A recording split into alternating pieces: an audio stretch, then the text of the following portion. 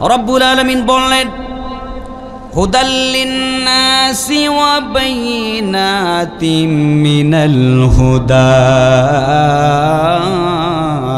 ওয়াল ফুরকান। জোরে বলি আল্লাহু আকবার। রব্বুল আলামিন বললেন গোটা পৃথিবীর সমস্ত মানুষের জন্য আমি আল্লাহ তাআলা কোরআন নামক একটি হেদায়াত পাঠাই দিয়েছি, হেদায়েতের কিতাব পাঠাই দিয়েছি। এটা গোটা পৃথিবীর সমস্ত মানুষের জন্য হেদায়েতের বাণী, হেদায়েতের কিতাব এবং সত্য মিথ্যা পার্থক্যকারী একটা গ্রন্থ। মানুষ কোনটা সত্য আর কোনটা মিথ্যা যাচাই করার জন্য তারা যদি এটা যাচাই করতে চায়, তারা যেন কোরআনে কারীমের কাছে আত্মসমর্পণ করে নেয়। রব্বুল আলামিন বললেন হাযা বায়ানুন লিন্নাসি ওয়া হুদাও ওয়া মাউইযাতুন লিল মুত্তাকিন। জোরে বলেন আল্লাহু আকবার।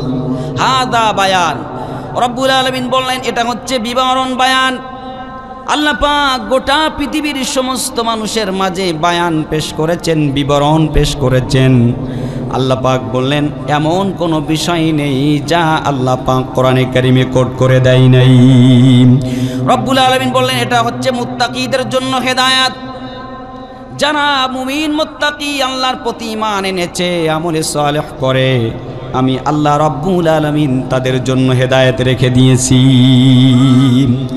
এই জন্য কোরআন শুনতে রাজি আছেন কে কে? হাত তুলে দেখান। লিল্লাহি তাকবীর, লিল্লাহি তাকবীর। আল কোরআনের আলো, আল হাদিসের আলো, কোরআন সুন্নাহ যেখানে, লিল্লাহি তাকবীর। হাত নামান। আমার প্রিয় ভাইরা, আসুন, রাত অনেক হয়ে যাচ্ছে।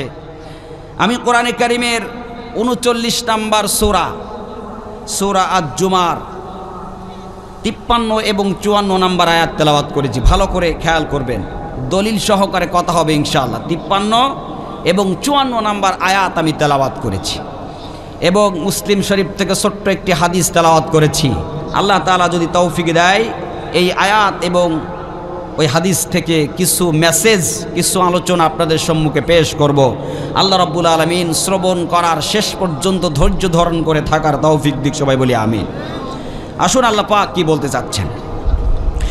রব্বুল আলামিন বললেন قل يا عبادي الذين أسرفوا على أنفسهم لا تقنطوا من رحمة الله إن الله يغفر الذنوب جميعا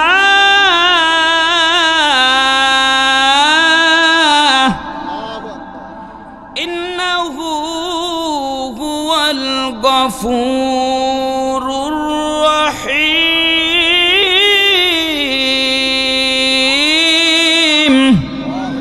আরো জোরে বলি আল্লাহু আকবার। হযরত আব্দুল্লাহ ইবনে আব্বাস রাদিয়াল্লাহু তাআলা আনহু তিনি বর্ণনা করেন নবীজির কাছে একদল ইহুদি মুশরিক নবীজির কাছে উপস্থিত হয়ে গেলেন। ভালো করে খেয়াল করবেন প্রেক্ষাপট। একদল ইহুদি এবং মুশরিক নবীজির কাছে উপস্থিত হয়ে গেলেন।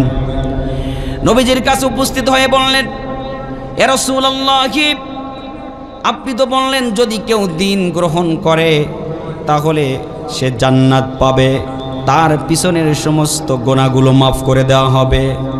যদি কেউ ঈমান আনে, ইসলাম গ্রহণ করে, তার পিছনের সমস্ত গুনাহগুলো মাফ করে দেওয়া হবে। ইয়া মুহাম্মদ, আমরা তো জীবনে অনেক গুনাহ করেছি, আমরা জেনা করেছি তো অনেক করেছি, আমরা মানুষ হত্যা করেছি অনেক করেছি, এমন কোনো অপরাধ নেই যা আমরা জীবনে করি নাই। এমন কোনো অন্যায়, অশ্লীল, বেহায়াপনা, অপরাধ, জুলুম, এমন কোনো সীমা লঙ্ঘনমূলক পাপ নাই যা জীবনে আমরা অধিক পরিমাণে করি নাই। এমতো অবস্থায় ঈমান আনলে আমাদের পিছনের সমস্ত গুনার গুলার কি উপায় হবে? ঈমান যদি আমরা আনি তো পিছনের গুনার কি উপায় হবে? অনেক করেছি আমরা, এমন কোনো অপরাধ নেই যা আমরা করি নাই। যখন নবীজির কাছে প্রশ্ন করলেন ওই ইহুদিরা এই গুনাহগুলোর উপায় কি হবে, এই পাপের উপায় কি হবে, এই পাপ কি আমাদের জীবনের ক্ষমা করা হবে কিনা। তখন সাথে সাথে আল্লাহ রব্বুল আলামিন নবীজির শানে আয়াত নাজিল করে দিলেন।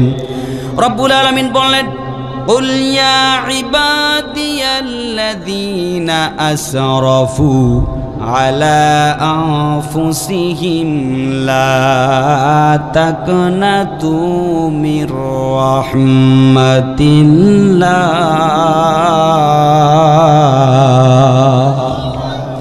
আল্লাহ পাক বললেন, নবী হে, আপনি তাদেরকে বলে দেন, আমার কথাটা তাদের মাঝে আপনি পেশ করেন, তাদেরকে বলে দেন তারা গোনা করে করে নিজের জীবনকে নষ্ট করে ফেলেছে। এমন কোনো অপরাধ নেই যা তারা করে নাই।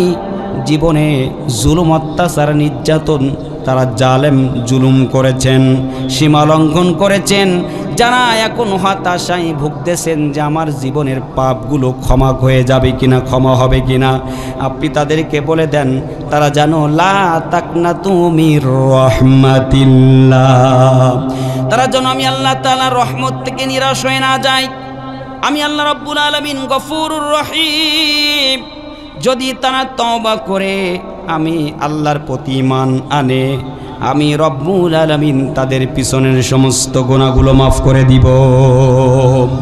রব্বুল আলামিন বললেন, ইল্লা মান তাবা ওয়া আমানা ওয়া আমিলা আমালান সালিহান ফাউলাইকা ইউবাদদিলুল্লাহু সাইয়্যাতিহিম হাসানান ওয়া কানাল্লাহু গফুরার রহিমা।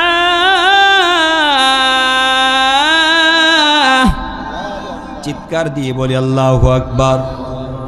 আল্লাহ পাক বললেন, ইল্লা মান তাবা ওয়া আমানা ওয়া আমিলা আমালান সালিহা, যারা ঈমানের সাথে তওবা করে নাই, ঈমান এনে তওবা করে নিল, আজকের থেকে আমি আর কোনো জিনা করব না, আজকের থেকে মানুষের ওপরে জুলুম করব না, আজকের থেকে মিথ্যা কথা বলবো না, আজকের থেকে নামাজ কাজা করব না, আমার জীবনের প্রত্যেকটা অন্যায় অপরাধ থেকে আজকে আমি ফারেক হয়ে গেলাম।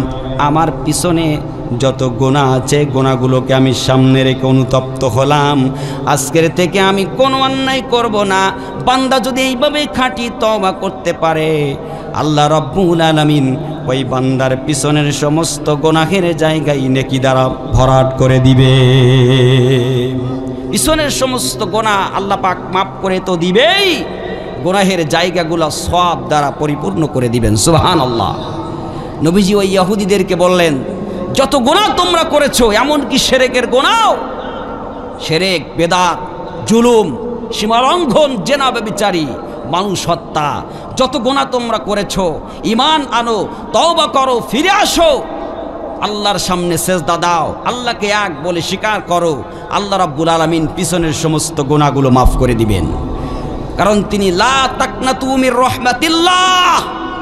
বান্দা গুনাহ করতে করতে ক্লান্ত হয়ে যায়, কিন্তু আমার মালিকের রহমত ক্লান্ত হয় না। ঠিক কিনা বলেন? আমার প্রিয় ভাইরা, বান্দা যখন ঘরের ভিতরে জানালা দরজা আটকে দিয়ে জেনা করতে থাকে, আমার মালিক বান্দাকে কত মহাব্বত করে, ভালোবাসে। আমার মালিক চিন্তা করে, আমার বান্দা তো জানালা দরজা আটকে দিয়ে জেনা করতেছে, আমার বান্দার কাছে যদি অক্সিজেন পাঠিয়ে না দেই, আমার বান্দা অক্সিজেন ফেল করে মারা যাবে। গুনাহ করতেছে, তাতে কি হয়েছে? বান্দার প্রতি দয়া করে আল্লাহ রাব্বুল আলামিন অক্সিজেন পাঠিয়ে দেয়। ঠিক কিনা বলেন? তাহলে গুনাহ করা অবস্থায় যেই বান্দার কাছে আল্লাহ পাক অক্সিজেন পাঠিয়ে দেয়, ওই আল্লাহর মতো দয়াবান আর কেউ আছে? জোরে বলেন, আছে? কিন্তু আজকে মানুষ সেই আল্লাহর আইন মানতে চায় না। ঠিক কিনা বলেন? আজকে মানুষ সেই আল্লাহর সামনে সেজদা দিতে চায়। চাইতে হবে কার কাছে? দেওয়ার মালিককে। পৃথিবীতে কারোর দেওয়ার সাধ্য নেই, দিবেন কে? আল্লাহ। সম্মানিত প্রিয় ভাইরা, আসুন হযরত আবু হুরায়রার দরবারে, আবু হুরায়রা নবীজির এক বিশেষ সাহাবী, জানেন তো আপনারা। আবু হুরায়রার কাছে একজন মহিলা এসেছেন, ভালো করে খেয়াল করবেন। হযরতে আবু হুরায়রার কাছে একজন মহিলা আসলেন।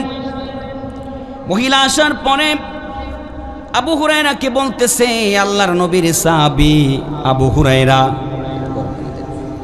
আমি জেনা করেছি, অন্যায় করেছি, এখন আমার উপায় কি?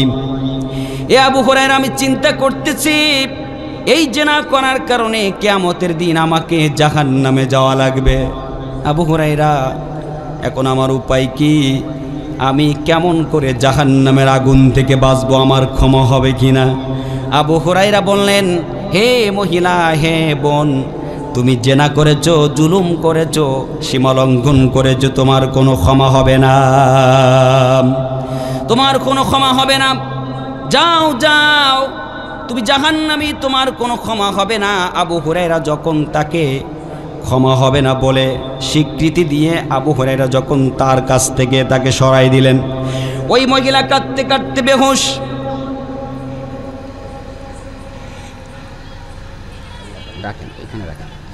ওই মহিলা বাসায় যে কাটতে কাটতে কখনো হুশ কখনো বেহুশ হয়ে যাচ্ছে, মাথার চুলগুলা টেনে টেনে ছিঁড়তেছেন আর নিজেকে ধিক্কার জানাচ্ছে, এই দেহ নিয়ে কি হবে? যেই দেহ জাহান্নামের আগুনে জ্বলবে, এটা নিয়ে কি হবে? এইভাবে নিজেকে ধিক্কার জানাচ্ছে আর বলতেছে, এই সুন্দর চেহারা, এই দেহ, এই রক্ত মাংস কি হবে? এটা রেখে কি হবে? এটা তো জাহান্নামের খোরাক। এমন অপরাধ আমি করেছি যে এই অপরাধের কোনো ক্ষমা নাই। আমার প্রিয় ভাইয়েরা, আবু হুরায়রা যখন পরের দিন নবী আলাইহিস সালাতু ওয়াস সালামের দরবারে গিয়েছেন, নবীজির কাছে যখন গেলেন, বিভিন্ন কথোপকথনের পরে নবীজিকে বললেন, রাসূলুল্লাহি, আমার কাছে একজন মহিলা এসেছিলেন। এ রাসূলুল্লাহি, ওই মহিলা জিনা করেছেন, অপরাধ করেছেন, আমার কাছে এসেছিলেন, তার ক্ষমা হবে কি না? নবীজি বললেন, আবু হুরায়রা রে, কি বলেছ? কি বলে তাকে সান্ত্বনা দিয়েছ? আবু হুরায়রা বলেন, রাসূলুল্লাহি, আমি তাকে বলে দিয়েছি তোমার কোনো ক্ষমা নাই, তোমার কোনো ক্ষমা নাই, কারণ তুমি সীমালঙ্ঘন করেছো, জিনা করা কবিরা গুনাহ, জিনা করেছো, কবিরা গুনাহ করেছো, তোমার ক্ষমা হবে না। নবীজি তখন বললেন, আবু হুরায়রা, ওই আয়াতটা কি তুমি পড়ো নাই, যেটা আল্লাহ রাব্বুল আলামিন বলে দিয়েছেন, ইল্লা মান তাবা ওয়া আমানা ওয়া আমিলা আমালান সালিহা ফাউলাইকা ইউবাদদিলুল্লাহু সাইয়্যাতিহিম হাসানাত ওয়া কানা আল্লাহু গফুরার রহিমা।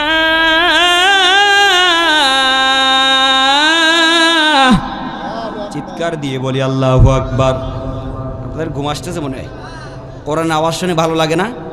তাহলে চিৎকার দিয়ে বলেন আল্লাহু আকবার। আমার প্রিয় ভাইয়ের নবীজি বললেন, আবু হুরায়রা, এই আয়াতখানা কি তুমি পড়ো নাই, যেখানে আল্লাহ পাক বললেন, বান্দা যদি ঈমান এনে খাঁটি তওবা করে সমস্ত গুনাহ মাফ হবে? তখন আবু হুরায়রা আর দেরি করলেন না, একটা দৌড় দিয়ে ওই মহিলার বাসার সামনে যে উপস্থিত হলেন, মহিলাকে ডাক দিয়ে বললেন, হে বোন, কোথায় আছো? তখন ওই মহিলা ভিতর থেকে জীর্ণ শীর্ণ কণ্ঠে আওয়াজ দিলেন, জবাব দিয়ে বলতেছেন, আল্লাহর নবীর সাহাবী আবু হুরায়রা, আমি ভিতরে আছি। আবু হুরায়রা বললেন, বোন বাইরে আসো, তোমার জন্য সুসংবাদ নিয়ে এসেছি। যখন বললেন সুসংবাদ নিয়ে এসেছি, মহিলা একটু আনন্দিত হলেন। তখন বললেন, কি সুসংবাদ নিয়ে এসেছ? সুসংবাদ হলো, আল্লাহ পাক ঘোষণা করে দিয়েছেন, যদি কোনো বান্দা খাঁটি তওবা করে নাই, তওবাতুন নাসুহা করে নাই, আল্লাহ রাব্বুল আলামিন ওই বান্দার পিছনের সমস্ত গুনাহগুলো মাফ করে দিবেন। আমার প্রিয় ভাইয়েরা, মহিলার সাথে সাথে সেজদায় পড়ে গেলেন, আল্লাহর কাছে বললেন, আল্লাহ রব্বানা আতিনা ফিদ দুনিয়া হাসানাতাও ওয়া ফিল আখিরাতি হাসানা ওয়া কিনা আযাবান নার। আল্লাহ পাককে ডাক দিয়ে বলেন, রব্বুল আলামিন, আল্লাহ তুমি আমার দুনিয়ার জীবনটা ভালাই দান করো, আখিরাতের জীবনটাও ভালাই দান করো। আয় আল্লাহ, তুমি আমাকে জাহান্নামের আযাব থেকে রক্ষা করো। রব্বুল আলামিন, আমি জিনা করেছি, অপরাধ করেছি, আয় আল্লাহ তাআলা আমাকে ক্ষমা করে দাও। রব্বুল আলামিন আজকের থেকে তওবা করতেছি, জীবনে আর কোনো অপরাধ করব না, আল্লাহ তুমি আমাকে মাফ করে দাও। এইভাবে খাঁটি তওবা করে নিলেন। আল্লাহ রব্বুল আলামিন নবীজিকে জানাই দিলেন, নবী হে অবশ্যই অবশ্যই আমি আমার বান্দাকে মাফ করে দিলাম, বান্দিকে মাফ করে দিলাম। কারণ রব্বুল আলামিন হলো লা তাকনাতু মির রাহমাতিল্লাহ।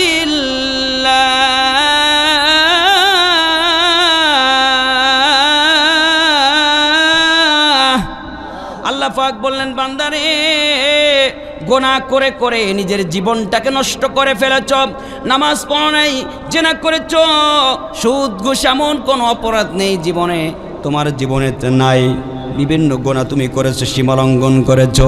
বান্দা গোনা ছেড়ে দাও, তওবা করে ফিরে আসো, আমি আল্লাহ রাব্বুল আলামিন তোমার পিছনের সমস্ত গোনাগুলো আমি মাফ করে দিব। বান্দা যখন থেকে তওবা করে নিবে, আজকের থেকে আমি আর নামাজ কাজা করব না, আজকের থেকে কোনো অন্যায় কাজ করব না, বান্দা যদি এইভাবে খাঁটি তওবা করে নেয়, আল্লাহ রব্বুল আলামিন ওই বান্দাকে মাফ করে দিবে। শুধু তা নয়, আল্লাহ পাক ওই বান্দার জিম্মাদার হয়ে যাবে। কিন্তু আল্লাহর সামনে সেজদা দেওয়ার দরকার আছে না নাই? আমার প্রিয় ভাইরা আসুন, আল্লাহ পাক বলছেন, বান্দা যদি এইভাবে খাঁটি তওবা করার পরে বান্দা যদি দুইটা শর্ত আর একটা সময় মেনটেন করতে পারে। কয়টা শর্ত? জোরে বলেন কয়টা? বান্দা যদি দুইটা শর্ত আর একটা সময় মেনটেন করতে পারে, আল্লাহ রব্বুল আলামিন ওই বান্দার জিম্মাদার হয়ে যাবে। দুইটা শর্ত। কয়টা শর্ত? দুইটা শর্ত। আল্লাহ পাক বললেন, ওয়া আনিবু ইলা রাব্বিকুম ওয়া আসলিমু লাহু মিন ক্বাবল আইয়াতিয়াকুমুল আযাবু সুম্মা লা তুনসারুন। রব্বুল আলামিন বললেন দুইটা শর্ত। এক নম্বর হলো ওয়া আনিবু ইলা রাব্বিকুম, ওই বান্দাকে খাঁটি তওবা করে রবের দিকে ফিরে আসতে হবে। ওই বান্দাকে বলতে হবে, আজকের থেকে আমার রব হলো আল্লাহ। আপনার আমার রবকে? জোরে বলেন। আপনার আমার মালিককে, সব কিছু করনেওয়ালা জাতকে। আমাদের প্রভু এক নবীর উম্মত, জীবন বিধান এক, ওই শিবানী কোরআন। তবে কেন কেন হে মুসলমান, এক হও করিয়া হবান। ঠিক কিনা বলেন? তবে কেন কেন হে মুসলমান, এক হও করিয়া হবান। আমাদের প্রভু এক নবীর উম্মত, জীবন বিধান এক, ওই শিবানী কোরআন। ঠিক না বলেন? আপনার আমার রবকে। আল্লাহ পাক বললেন, বান্দা যদি বলে আমার রব আল্লাহ, তাহলে আমি আল্লাহ পাক ওই বান্দার জিম্মাদার হয়ে যাই। রব্বুল আলামিন বললেন, ইন্নাল্লাযীনা ক্বালু রাব্বুনাল্লাহু সুম্মা ইসতাকামু তাতানাজ্জালু আলাইহিমুল মালাইকাতু আল্লা তাখাফু ওয়ালা তাহজানু ওয়া আবশিরু বিল জান্নাতিল্লাতী কুনতুম তুআদুন।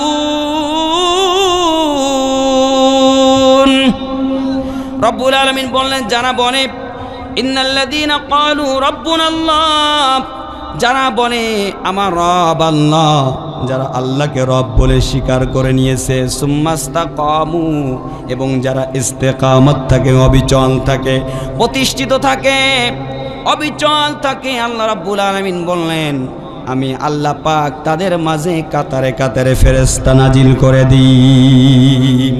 যারা বলে আমার রব আল্লাহ, আর আল্লাহ রাস্তায় যারা অবিচল থাকে, প্রতিষ্ঠিত থাকে, আল্লাহ পাক তাদের মাঝে ফেরেশতা পাঠিয়ে দেয়। জোরে কোন সুবহানাল্লাহ। ফের ওই ফেরেশতা এসে কি বলে এবার শোনেন। ফেরেশতা এসে বলে আল্লা তাখাফু ওয়ালা তাহজানু ওয়া আবশিরু বিল জান্নাতিল্লাতী কুনতুম তুআদুন।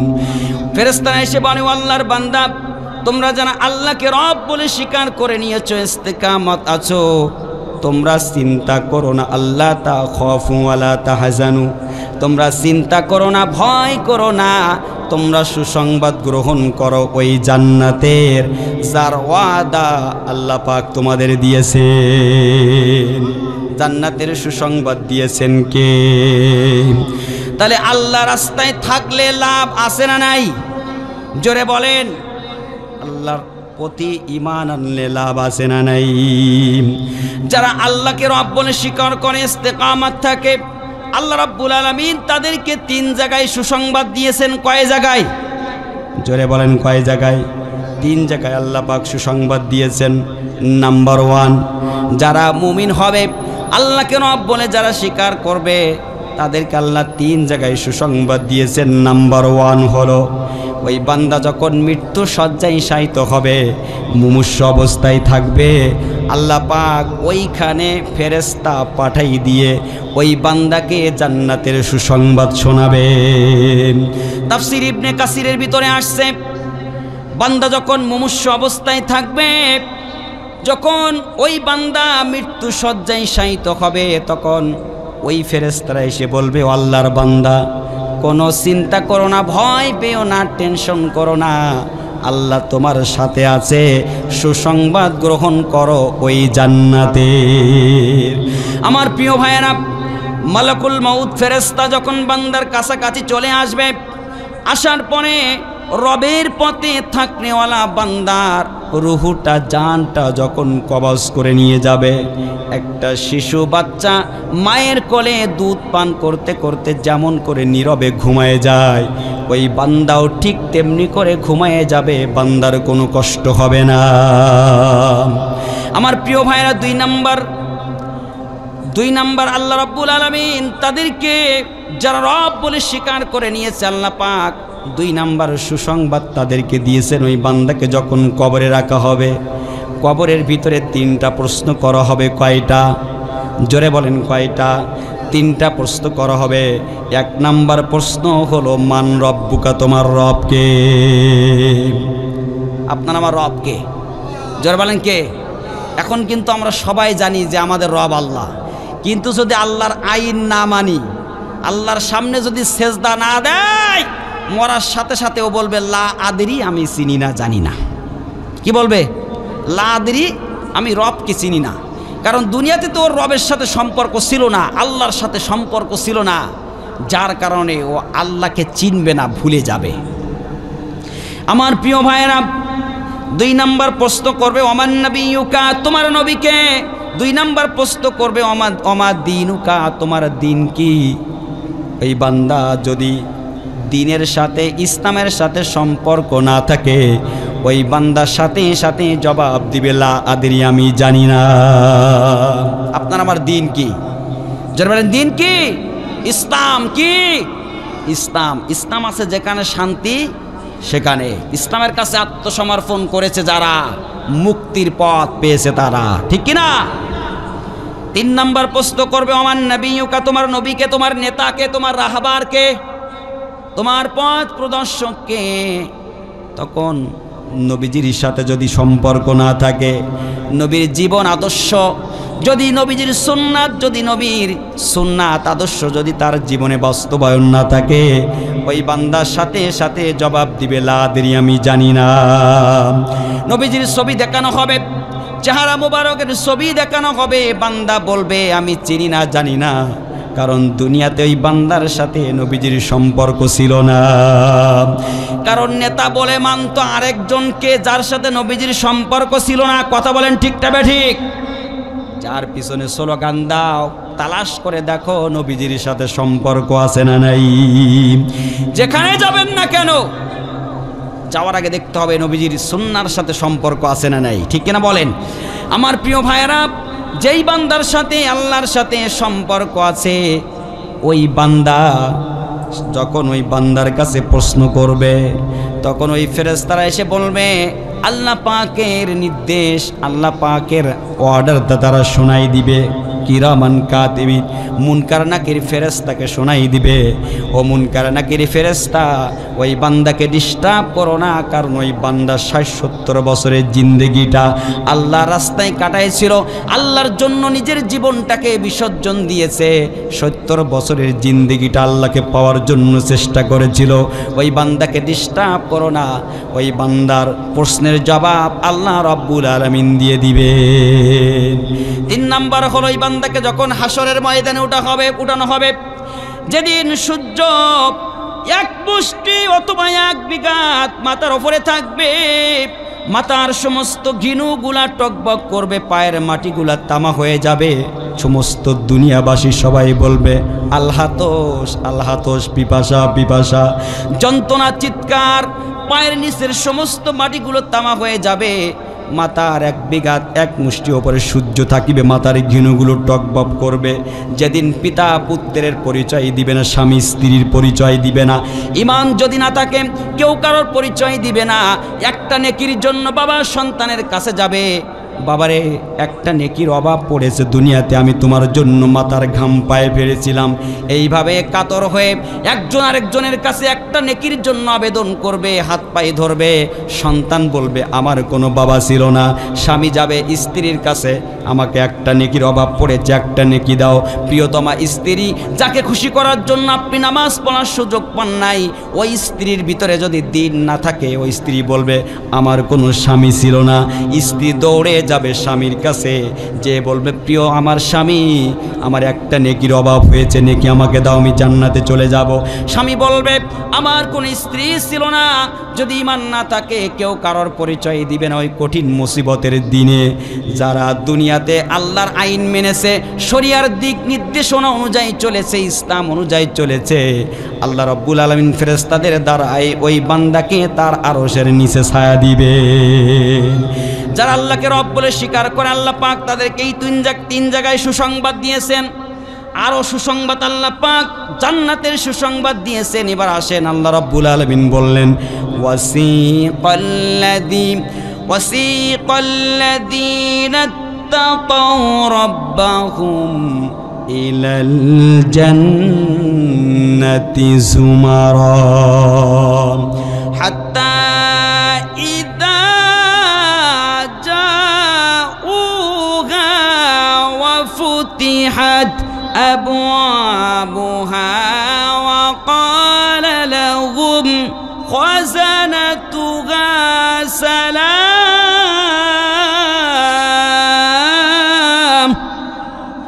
سلام عليكم طبتم فادخلوها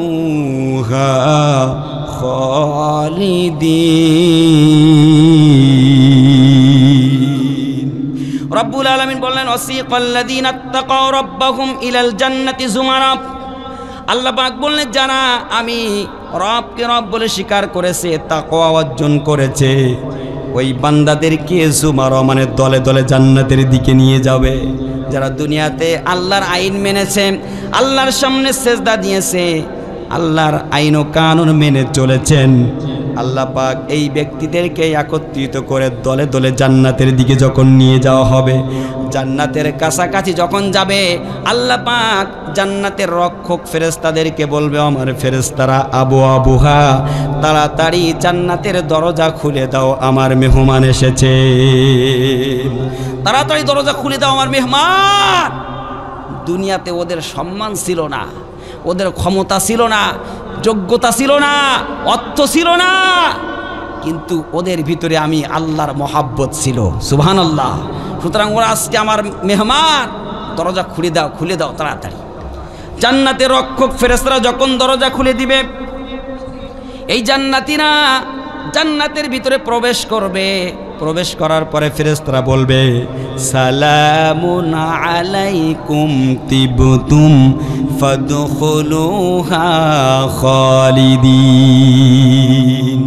ওই ফেরেশতারা বলবে সালাম সালাম, আসো শান্তির দ্বারে। দুনিয়াতে দেখবেন কোনো মন্ত্রী মিনিস্টার যদি আসে তাকে লাল গালিচা বিছাই দেওয়া হয়, তারপরে ফুলের তোড়া নিয়ে সম্বর্ধনা দেওয়া হয়, হয় কি হয় না? ঠিক তেমনি করে জান্নাতীরা যখন জান্নাতের ভিতরে প্রবেশ করবে ফেরেশতারা দুই সাইড দিয়ে ফুলের তোড়া নিয়ে দাঁড়ায় যাবে, আর লাল গালিচা বিছাই দিবে, ফেরেশতাদের ডানা বিছাই দিবে। আল্লাহর ওই বান্দা ডানার ওপর দিয়ে হেঁটে জান্নাতে চলে যাবে। জান্নাতের ভিতরে যাওয়ার পরে আল্লাহ রাব্বুল আলামিন তাদেরকে আপ্যায়ন করবে। দুনিয়াতে কারোর বাড়ি যদি কোনো মেহমান আসে আপ্যায়ন করে কি করে না? জোরে বলেন, করে কি করে না? যেমন আজকে আমি আপনাদের মেহমান, আপনারা আমাকে আপ্যায়ন করছেন না, করতেছেন না? ঠিক তেমনি করে জান্নাতীরা যখন জান্নাতের ভিতরে যাবে আল্লাহ পাক তাদেরকেও আপ্যায়ন করবে। যা মনে চাবে সাথে সাথে আল্লাহ হাজির করে দিবেন। রব্বুল আলামিন বললেন নুজুলাম মিন গফুরির রহিম।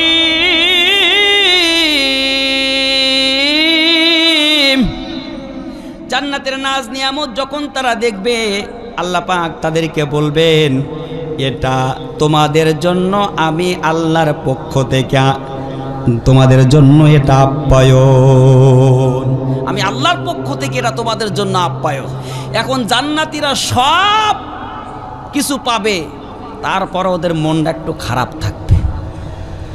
আল্লাহ পাক হঠাৎ করে ডাক দিয়ে বলবেন এ জান্নাতীরা, যা চাইলি তা তো দিলাম, যা যেটা ওয়াদা করেছিলাম সব তো দিলাম, তে এখন মন খারাপ কেন? তখন জান্নাতীরা বলবে আল্লাহ গো, দুনিয়াতে যাকে না দেখে সেজদা দিয়েছিলাম, যাকে না দেখে যার আইন কানুন মেনেছিলাম, যার জন্য আমার বুকের তাজা রক্ত রাজপথে বিলাই দিয়েছিলাম, যার আইন প্রতিষ্ঠা করার জন্য সন্তানকে এতিম করেছিলাম, স্ত্রীকে বিধবা করেছি, আয় আল্লাহ এখনো পর্যন্ত আমার সেই মালিককে দেখতে পাইনি, আমার আল্লাহকে এখনো দেখতে পাইলাম। সব তো পাইলাম কিন্তু সে আল্লাহকে রবকে এখনো দেখতে পাইলাম না। আমার প্রিয় ভাইরা, হযরতে আব্দুল কাদের জিলানী রহমাতুল্লাহি আলাই, ভালো করে খেয়াল করুন, কষ্ট হচ্ছে না তো? আব্দুল কাদের জিলানী রহমাতুল্লাহি আলাই তিনি একদিন রাস্তা দিয়ে হেঁটে যাচ্ছেন, তার শাগরেদরা পিছনে। এখন আব্দুল কাদের জিলানী রহমাতুল্লাহ আলাই কি জানো বিড়বিড় করে বলে, কি জানো বিড়বিড় করে বলতেছে, আস্তে আস্তে বলতেছে। তার শাগরেদরা বারবার শোনার চেষ্টা করে হুজুর কি বলতেছে, এত চেষ্টা করতেছে হুজুর কি জানো একটা বলতেছে শোনার জন্য, কিন্তু খুবই আস্তে আস্তে বলতেছে। হঠাৎ করে একজন শাগরেদ একটু সামনে আগে যাওয়ার পরে হুজুর একটু জোরে বলে ফেলেছে, ওই শাগরেদটা শুনে ফেলেছে। হুজুর বলতেছে জান্নাত দো জগসে ইয়া রব ক্যা করু, আরজু হে মাই তুঝে দেখা করু, আরজু হে মাই তুঝে দেখা করু। আল্লাহু আকবার। হযরত আব্দুল কাদের জিলানী রহমাতুল্লাহি আলাইহি বলে, তিনি বিড়বিড় করে বলতেছেন আল্লাহ ও আমার মালিক, আমি তোমার গোলাম, তোমার বান্দা। ও আল্লাহ, তুমি তোমার বান্দাকে চাইলে তুমি জান্নাতেও দিতে পারো, জাহান্নামেও দিতে পারো। ও আল্লাহ, এ বিষয়ে আমার কোনো মাথা ব্যথা নাই, এ বিষয়ে আমার জানার কোনো প্রয়োজন নাই। তুমি ইচ্ছা করলে তোমার আব্দুল কাদেরকে তুমি জাহান্নামেও দিতে পারো, ইচ্ছা করলে তোমার আব্দুল কাদেরকে তুমি জান্নাতেও দিতে পারো, এ বিষয়ে আমার কোনো অভিযোগ নাই। কিন্তু তোমার কাছে একটা আরজি আর একটা দাবি হলো, ও আল্লাহ একটা বারের জন্য হলেও আমি তোমার দিদার চাই। একটাই দাবি, আল্লাহ তোমার দিদার চাই, তোমার সাক্ষাৎ চাই। ঠিক তেমনি করে জান্নাতীরাও বলবে আল্লাহ সব পেয়েছি ঠিক আছে, এখনো সে রবকে দেখতে পাইনি। জান্নাতীদের এই আশা আকাঙ্ক্ষা মিটানোর জন্য আল্লাহ রাব্বুল আলামিন সাথে সাথে জান্নাতীদের মাঝে নেমে যাবে। সুতরাং ওই আল্লাহকে প্রকাশ্য দেখতে চান কে কে হাত তুলে দেখান, লিল্লাহি তাকবীর, হাত নামান। আল্লাহকে দেখতে হলে 5 ওয়াক্ত নামাজ পড়ার দরকার আছে না নাই? কিন্তু বর্তমান সময় দেখবেন নামাজের কথা বললে বলে সময় নেই, আছে না নেই?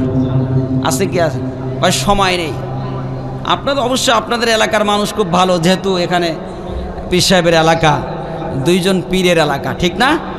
খান বাহাদুর আহসানুল্লাহ সাহেব আর আপনার কাঙ্গালি সাহেব, হ্যাঁ পীর কাঙ্গালি সাহেব, 2 পীরের এলাকা, ঠিক না? এখানের মানুষ অবশ্যই ভালো, এরা 5 ওয়াক্ত নামাজ পড়ে। এটা আমাদের ওদিকের কথা বলছি। নামাজের কথা বললে বলে সময় নেই, কিন্তু সময় যে কখন হবে সেটা আল্লাহই জানে, ঠিক কিনা বলেন?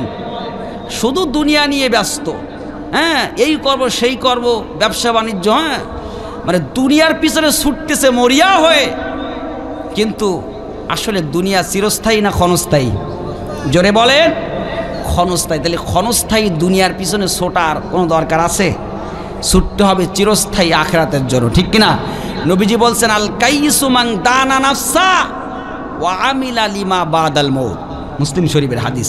নবীজি বলছেন বুদ্ধিমান, সবচেয়ে বড় বুদ্ধিমান ওই ব্যক্তি যে নিজের নফসটাকে দমন করতে পেরেছে। যেই নফস গান শুনতে চায় তাকে বুঝাও ওয়াউদ্দা নাফসাকা মিন আসহাবিল কুবুর, হেই নফস তুমি একজন কবরবাসী।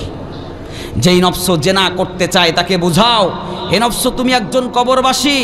যেই নফস নামাজ থেকে, মসজিদ থেকে, মাদ্রাসা থেকে, আলেম ওলামা থেকে, দিন থেকে, ইসলাম থেকে, কোরআন থেকে ফিরে থাকতে চায় তাকে বুঝাও তুমি একজন কবরবাসী।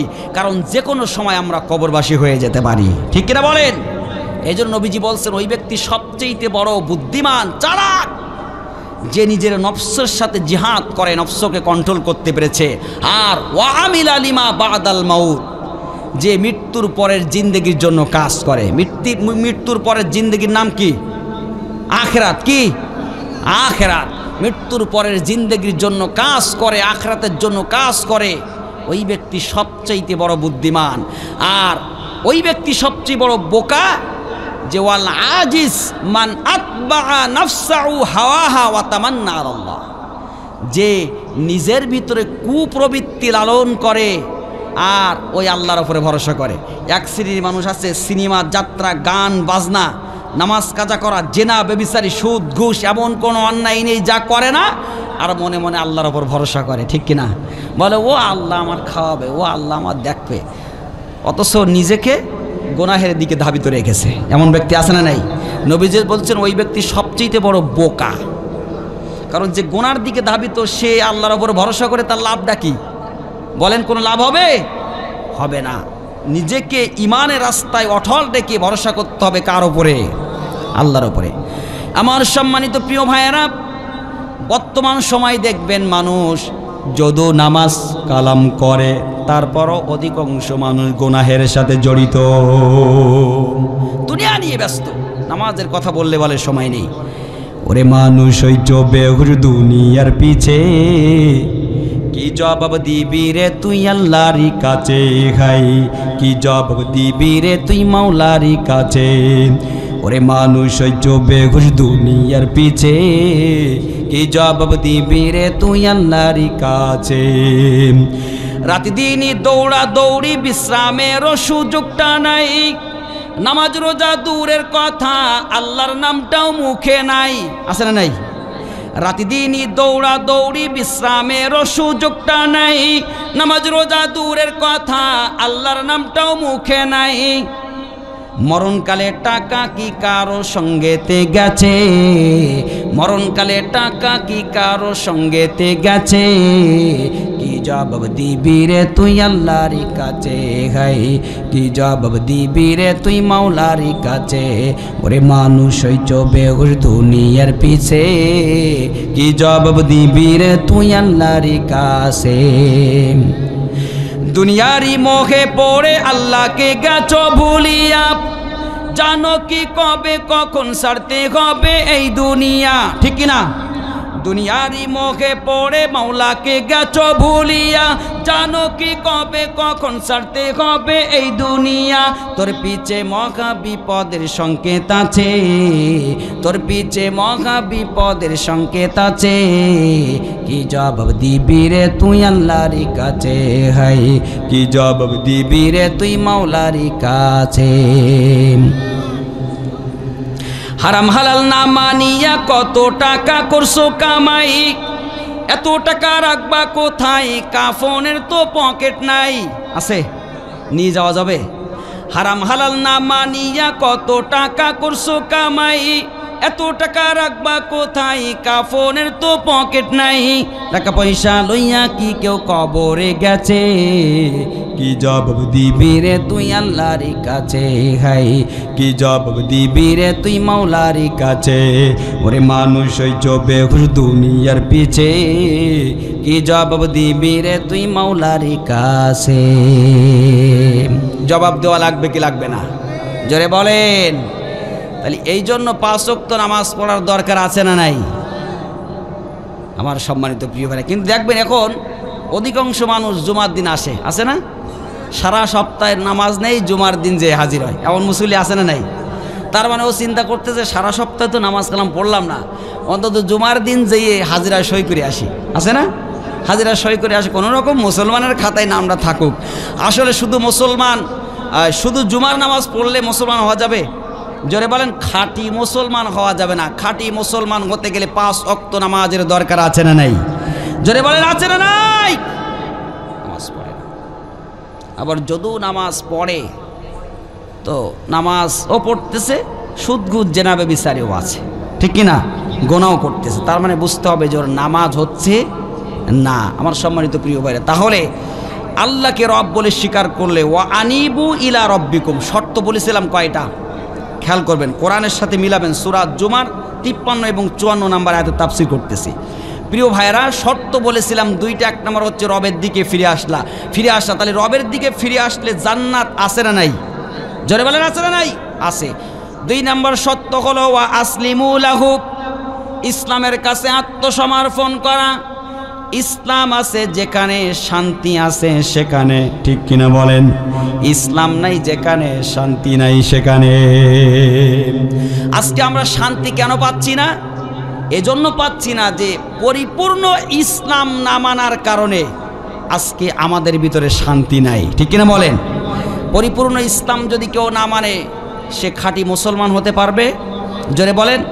কারণ রব্বুল আলামিন বললেন, ইয়া আইয়ুহাল্লাযীনা আমানু দুখুলু ফিস-সিলমি কাফা ওয়া লা তাত্তাবিউ খুতুওয়াতিশ শাইতান। রব্বুল আলামিন বললেন, ইয়া আইয়ুহাল্লাযীনা আমানু দুখুলু ফিস-সিলমি কাফা। আল্লাহ পাক বললেন, হে ইমানদারগণ, তোমরা পরিপূর্ণভাবে ইসলামের ভিতরে প্রবেশ করো। পরিপূর্ণ, অর্ধেক না, পুরোপুরি। জোরে বলেন। একজন ব্যক্তি যদি ঘরের ভিতরে 1 পা বাইরে আর 1 পা ভিতরে, পরিপূর্ণ কি ঘরে প্রবেশ করতে পেরেছে? তাহলে পরিপূর্ণ ঘরের ভিতরে প্রবেশ করতে হলে 2 পা ঢোকানোর দরকার আছে না নাই? যে ব্যক্তি 2টা পা ঘরের ভিতরে ঢুকাইছে, নিজেকে প্রবেশ করাইছে, ওই ব্যক্তি পরিপূর্ণ ঘরের ভিতরে ঢুকেছে। ঠিক তেমনি করে পরিপূর্ণভাবে ইসলামের ভিতরে যারা প্রবেশ করবে না, ওরাও খাঁটি মুসলমান হতে পারবে না। নবীজি বলেছেন, খাঁটি মুসলমান হতে গেলে 5টা গুণ লাগবে। কয়টা? জোরে বলেন। 5টা গুণ লাগবে। ভাই আমার কথা বুঝতে অসুবিধা হচ্ছে? কোনো সমস্যা নেই তো? কারণ আমি কিন্তু কোরআন হাদিসের বাইরে কোনো ফাউল বক্তি এখানে আসিনি। কারণ এই আয়োজন যা করেছেন, এখান থেকে কিছু শিখে যাইতে হবে। কথা বুঝতে পেরেছেন? যাই হোক, মনোযোগ সহকারে খেয়াল করেন। পরিপূর্ণ খাঁটি মুসলমান হতে গেলে গুণ লাগবে কয়টা? 5টা। ভালো করে খেয়াল করবেন। এই 5টা গুণ আপনার ভিতরে আছে কি না নিজের জীবনের সাথে এবার মিলাবেন। মিলাই দেখেন যে আপনি খাঁটি মুসলমান হতে পেরেছেন কিনা। আল্লাহ কিন্তু বলেছে যে পরিপূর্ণ খাঁটি মুসলমান হও, বলেছে কি বলে নাই? এখন খাঁটি মুসলমান হওয়ার দরকার। আমার প্রিয় ভাইয়েরা, খাঁটি মুসলমান হতে গেলে 5টা গুণ দরকার। এক নাম্বার হচ্ছে আকীদা ঈমানিয়াত। এক নাম্বার কি? আকীদা ঈমানিয়াত, অর্থাৎ বিশ্বাস।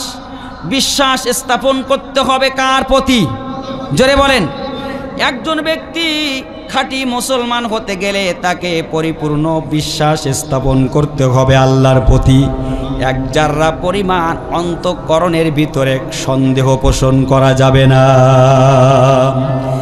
সেদিনকে এক আল্লাহর বান্দা ফেসবুকে পোস্ট করেছে, আমি দেখতেছি, লিখতেছে যে এই যে ইসরায়েল ফিলিস্তিনি এত নির্যাতন দিচ্ছে, তো এত মানুষ দোয়া করতেছে, চোখের পানি ফেলাচ্ছে, আল্লাহর কি একটু দয়া হয় না? আল্লাহ কি দেখে না?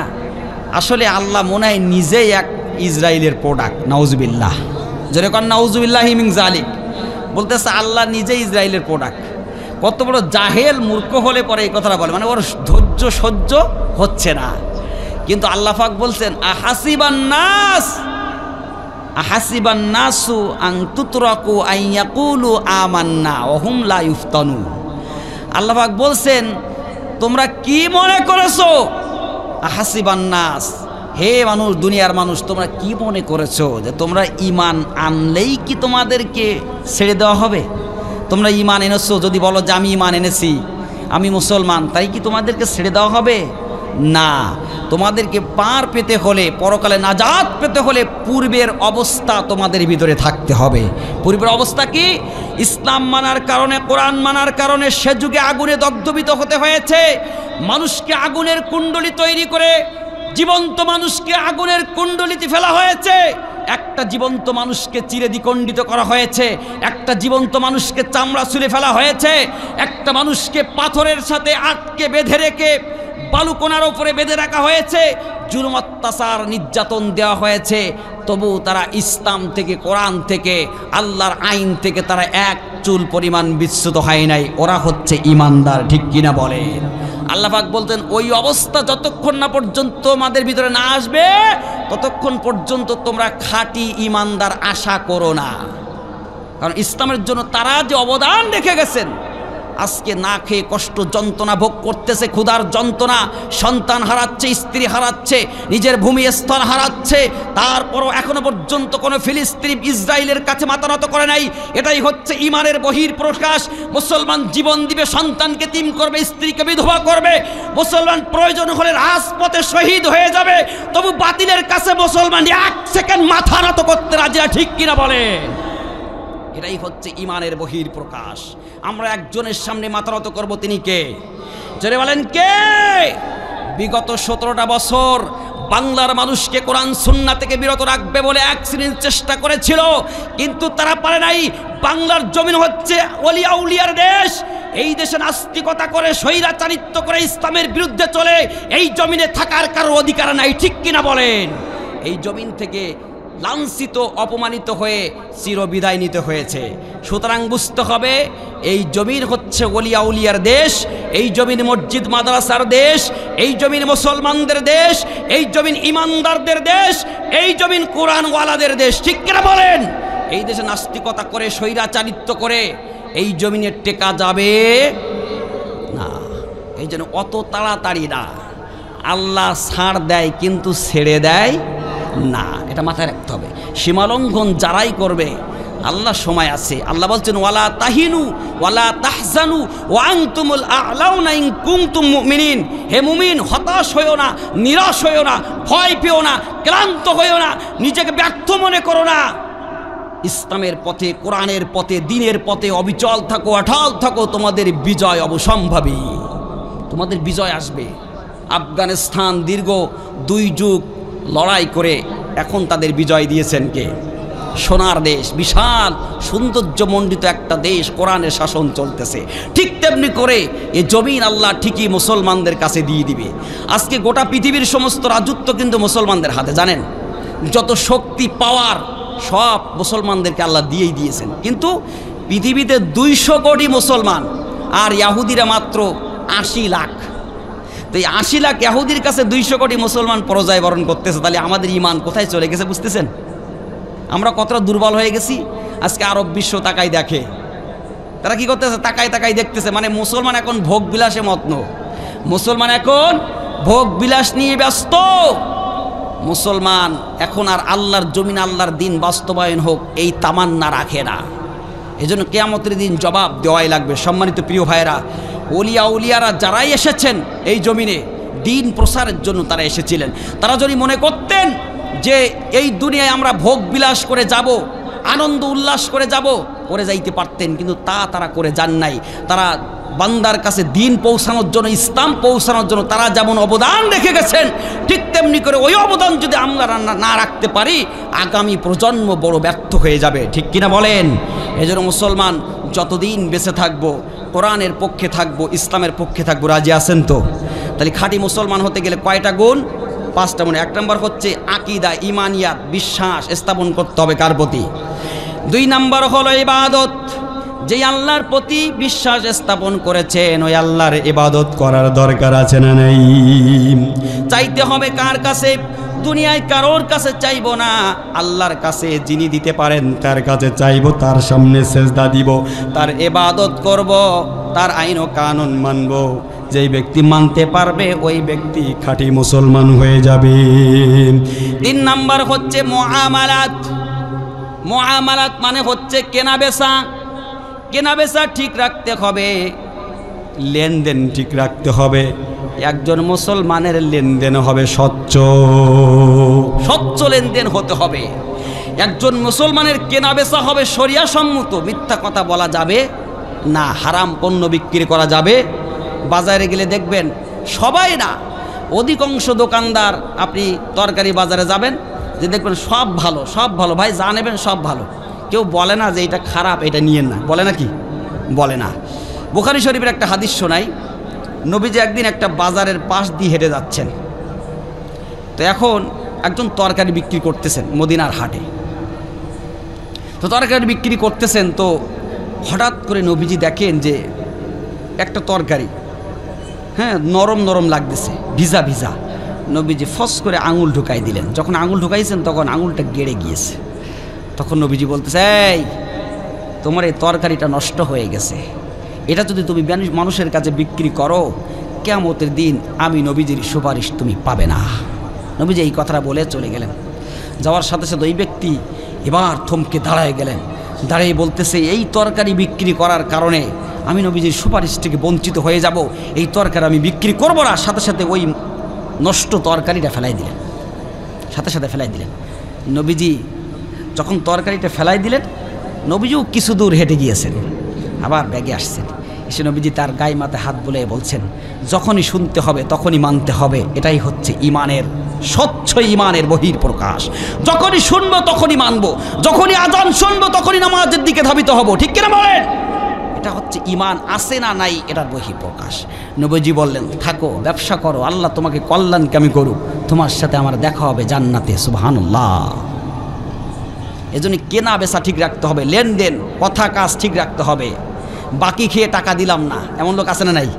হ্যাঁ, দেখাও করে না, কত টাকা যে মেরে দিয়েছে। ঋণ, মনে রাখবেন, ঋণের গোনা ক্ষমা হয় না। যদি কেউ আপনার কাছে দেনা পায়, টাকা পায়, এই অবস্থায় যদি আপনি মরেন, আপনি যত বড় হাজি হন, গাজী হন, পীর হন, মুর্শিদ হন, আর যা হন, মনে রাখবেন ওই ব্যক্তি ক্ষমা না করলে, মাফ না করলে, ক্ষমা, কারণ ওর হক আপনি ভক্ষণ করে দুনিয়াতে গিয়েছেন। এই জন্য মুআমালাত ঠিক রাখা। 4 নাম্বার হচ্ছে মুআশারাত। নবীজি বললেন, খাঁটি মুসলমান হতে গেলে মুআশারাত ঠিক রাখতে হবে। মুআশারাত হচ্ছে পরস্পরে বসবাস। একটা মহল্লা, একটা পাড়া, প্রতিবেশী বসবাস করি আমরা, সবাই আমরা ভাই ভাই। ঠিক কিনা বলেন? একজনের বাড়িতে যদি আগুন লাগে, সবাই যেমন করে আগুন নিভানোর জন্য, বাঁচানোর জন্য চেষ্টা করে, ঠিক তেমনি করে একটা পাড়া, একটা মহল্লা, আমরা সবাই ভাই ভাই।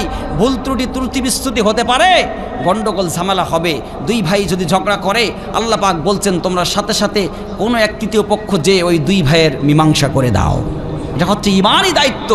পাড়া মহল্লায় সবাই একগ্র চিত্তে এই মহল্লার ভিতরে, এই পাড়ার ভিতরে আমার কোন ভাইয়ের সংসারে অভাব, কোন ভাই ঋণগ্রস্ত নিয়ে ভুগতেছে, কোন ভাই অসুস্থতার চিকিৎসার খরচ নাই, ওই মহল্লার ভিতরে যারা অর্থশালী আছে, ধনী ব্যক্তি আছে, তারা তাকে সাহায্য দিয়ে সহযোগিতা করে ওই ভাইকে সুস্থ করবে। এটাই হচ্ছে মুআশারাত, ঠিক কিনা বলেন? এইভাবে যদি আমরা মুআশারাত ঠিক না করতে পারি, নিজেই পেট পূজা করব, নিজেই খাবো, নিজেই বাঁচবো, এটা যদি মনে করি, খাঁটি মুসলমান হওয়া যাবে না। আর খাঁটি মুসলমান না হয়ে কবরে গেলে শাল্টিং আছে না নাই? জোরে বলেন, আছে না নাই? আমার প্রিয় ভাইরা, এরা হচ্ছে 4 নাম্বার। এবার আসেন 5 নাম্বার। 5 নাম্বার হচ্ছে নবীজি বললেন 5 নাম্বার খাঁটি মুসলমান হতে গেলে আখলাক ঠিক করা লাগবে। আখলাক হচ্ছে চরিত্র, আদর্শ চরিত্র। মুসলমানের চরিত্র হতে হবে ফুলের মতো পবিত্র, ঠিক কিনা বলেন? মুসলমানের চরিত্র হতে হবে নবীজির আদর্শ চরিত্রের সাথে মিল রাখতে হবে। যেই চরিত্র, যেই আদর্শের আল্লাহ পাক সার্টিফিকেট দিয়েছেন, ওয়া ইন্নাকা লাআলা খুলুকিন আযীম, যেই চরিত্র আদর্শের ভিতরে কোনো চাররা পরিমাণ সন্দেহ নাই, ওই চরিত্র আর ওই আদর্শ মুসলমানের ভিতরে যতক্ষণ না আসবে, ওই ব্যক্তি ততক্ষণ খাঁটি মুসলিম হতে পারবে না। এখন আপনার চরিত্রের ভিতরে যদি জেনা থাকে, সুদ থাকে, ঘুষ থাকে, দুর্নীতি থাকে, মিথ্যা থাকে, তাহলে আপনি খাঁটি মুসলমান হতে পারবেন? কিন্তু আমরা এখন স্লোগান দেই উমুকের চরিত্র ফুলের মতো পবিত্র। আমি বলি নামাজ পড়ে না একক তো, ব্রিটানে 6 ওয়াক্ত, আছে না নাই? যারা বলেন আছে না নাই? এমত অবস্থায় দোস্ত খাঁটি মুসলমান হওয়া যাবে? রব্বুল আলামিন বললেন, লাকাদ কানা লাকুম ফি রাসূলিল্লাহি উসওয়াতুন হাসানা লিমান কানা ইয়ারজুল্লাহা ওয়াল ইয়াউমাল আখির ওয়া যাকারাল্লাহা কাসীরা। জোরে বলি আল্লাহু আকবার। রব্বুল আলামিন বললেন, তোমরা যারা আল্লাহর প্রতি, আখিরাতের প্রতি ঈমান এনেছো, তোমাদের জন্য আমি আমার নবীর ভিতরে উত্তম আদর্শ দিয়েছি। সুতরাং তোমরা, নবীজি হচ্ছেন তোমাদের মডেল।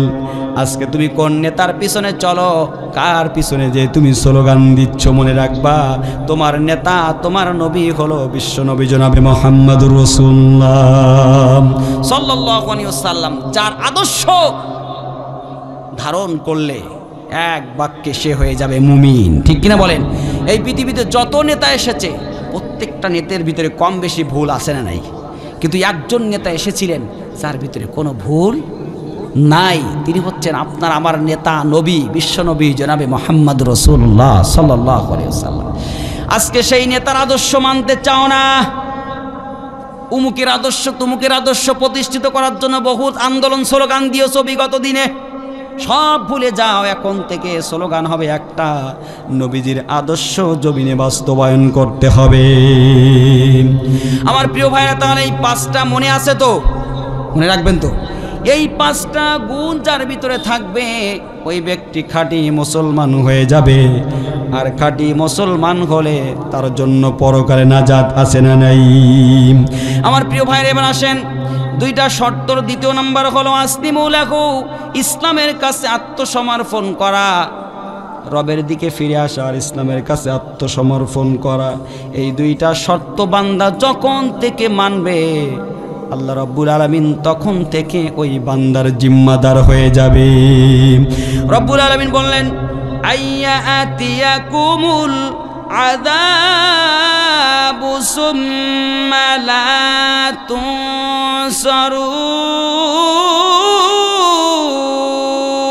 তুনসারুন। রব্বুল আলামিন বললেন, ও বান্দা, ওই 2টা সত্য তুমি কখন থেকে মানবে এই সিদ্ধান্ত তুমি গ্রহণ করো।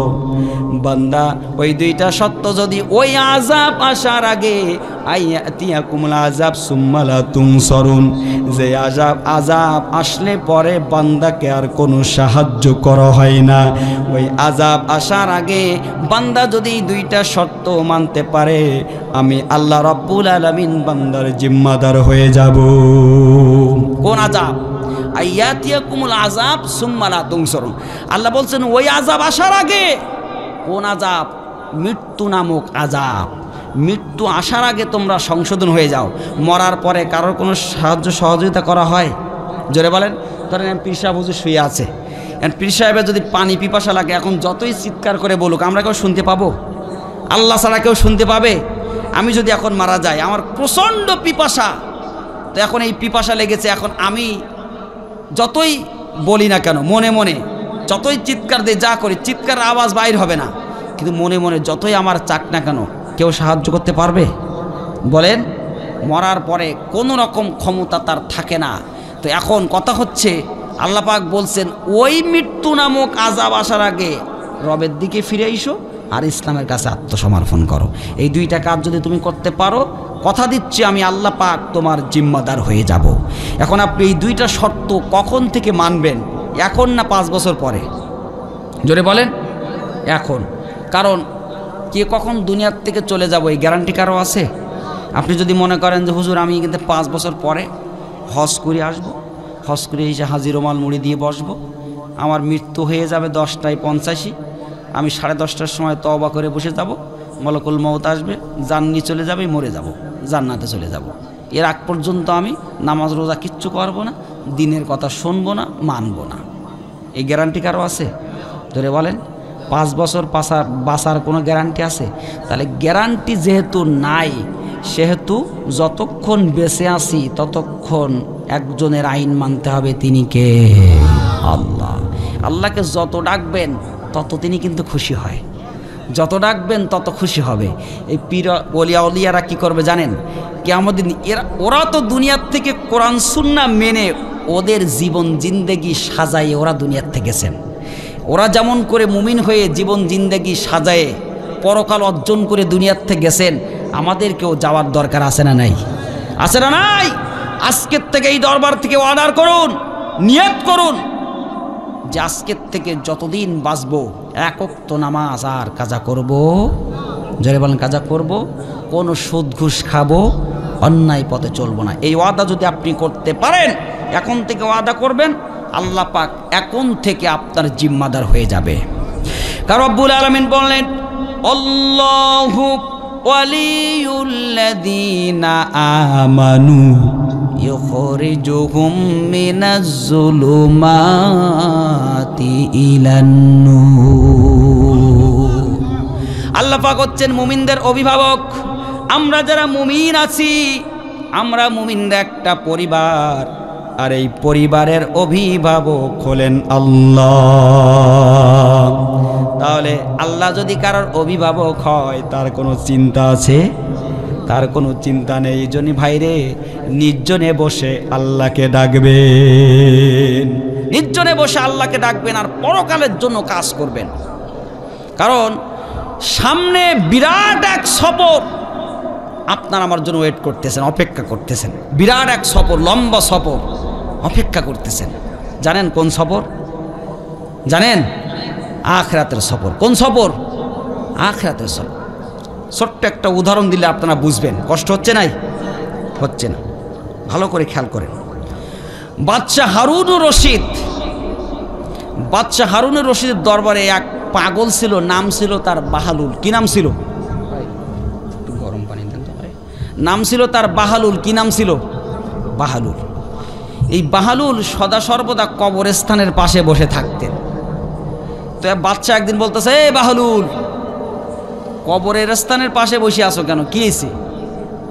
তো তখন বলতেছে যে আমি আমার স্থায়ী স্থানে, যেখানে আমাকে থাকতে হবে, আমি সে জায়গায় আছি। ক্ষণস্থায়ী না, স্থায়ী স্থানে যেখানে আমাকে থাকতে হবে, যাইতে হবে, আমি সেখানে বসে আছি। তো তখন বাচ্চা হারুন রশিদ বলতেছে, আসলে তুই পাগল, তুমি শোধন হবে না, তুমি পাগলই থেকে গেলে। আরে ওখানে কেউ বসে থাকে নাকি? যাও বাড়িতে যাও। সমস্যা নেই।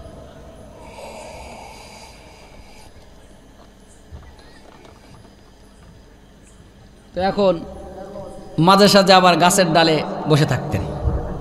তো বাচ্চা তাকে মস্কারা করে বলতেন, পাগল, তুমি একটা পাগল। পাগল কিন্তু 2 রকম, মস্তিষ্ক বিকৃতকারী একটা পাগল আর আল্লাহর পাগল, ঠিক না? আল্লাহর পাগল।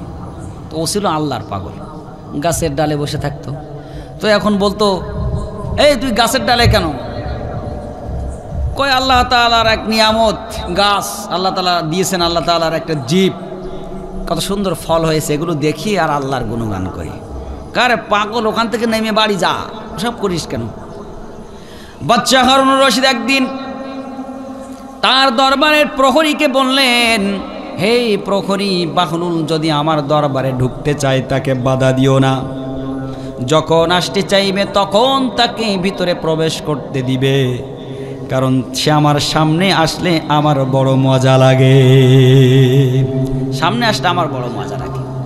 আমার প্রিয় ভাইয়েরা, একদিন হঠাৎ করে বাদশাহ হারুনুর রশিদ দরবারে বসে আছেন, তার সামনে মন্ত্রী পরিষদ, তার সভা সদস্যরা, দরবারের সকল সদস্যরা বসা।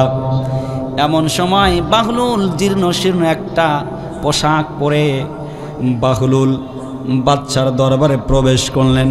এক পা দুই পা করে সামনে আগোচ্ছেন। বাদশাহ সিংহাসন থেকে তাকায় দেখে যে সামনে বাহলুল আসতেছে। বাদশাহ আগের থেকে বাহলুলকে সালাম দিলেন। বাহলুল সালামের জবাব দিলেন।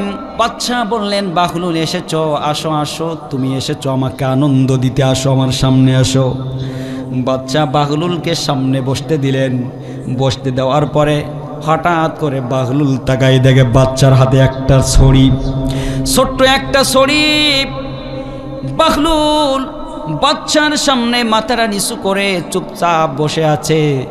তখন বাচ্চা বলতেছে, বাহলুল, আমার হাতে যে একটা ছড়ি দেখেছো, এই ছড়িটা আমি তোমার কাছে আমানত রেখে দিচ্ছি, তোমার হাতে দিচ্ছি আমানত হিসাবে। বাচ্চা, এই ছড়িটা তুমি তোমার কাছে আমানত রাখবে, অতদিন পর্যন্ত তোমার মতো কোনো পাগলকে যদি আর বলদকে যদি তুমি পাও, আমার এই ছড়িটা তুমি তাকে হাদিয়া দিবে। তোমার কাছে আমানত রাখো, তোমার মতো বলদ আর পাগলকে যদি তুমি পাও, কাউকে পাও, তাহলে তাকে এই ছড়িটা তুমি দিবা। বাহলুল বাচ্চার দিকে তাকায় ছোট্ট করে মুস্কি হাসি দিলেন। কারণ জ্ঞানী মানুষ, জ্ঞানী যারা বোঝে তারা শুধু ইশারায় বেআকল রে বুঝাইতে কে পারে কোন কথায়। যারা জ্ঞানী তারা অল্পতে বুঝে ফেলে, আর যারা বেআকল, আকল জ্ঞান যাদের ভিতরে নাই, তারা কিন্তু হাজার বুঝালেও বোঝে না, ঠিক কিনা?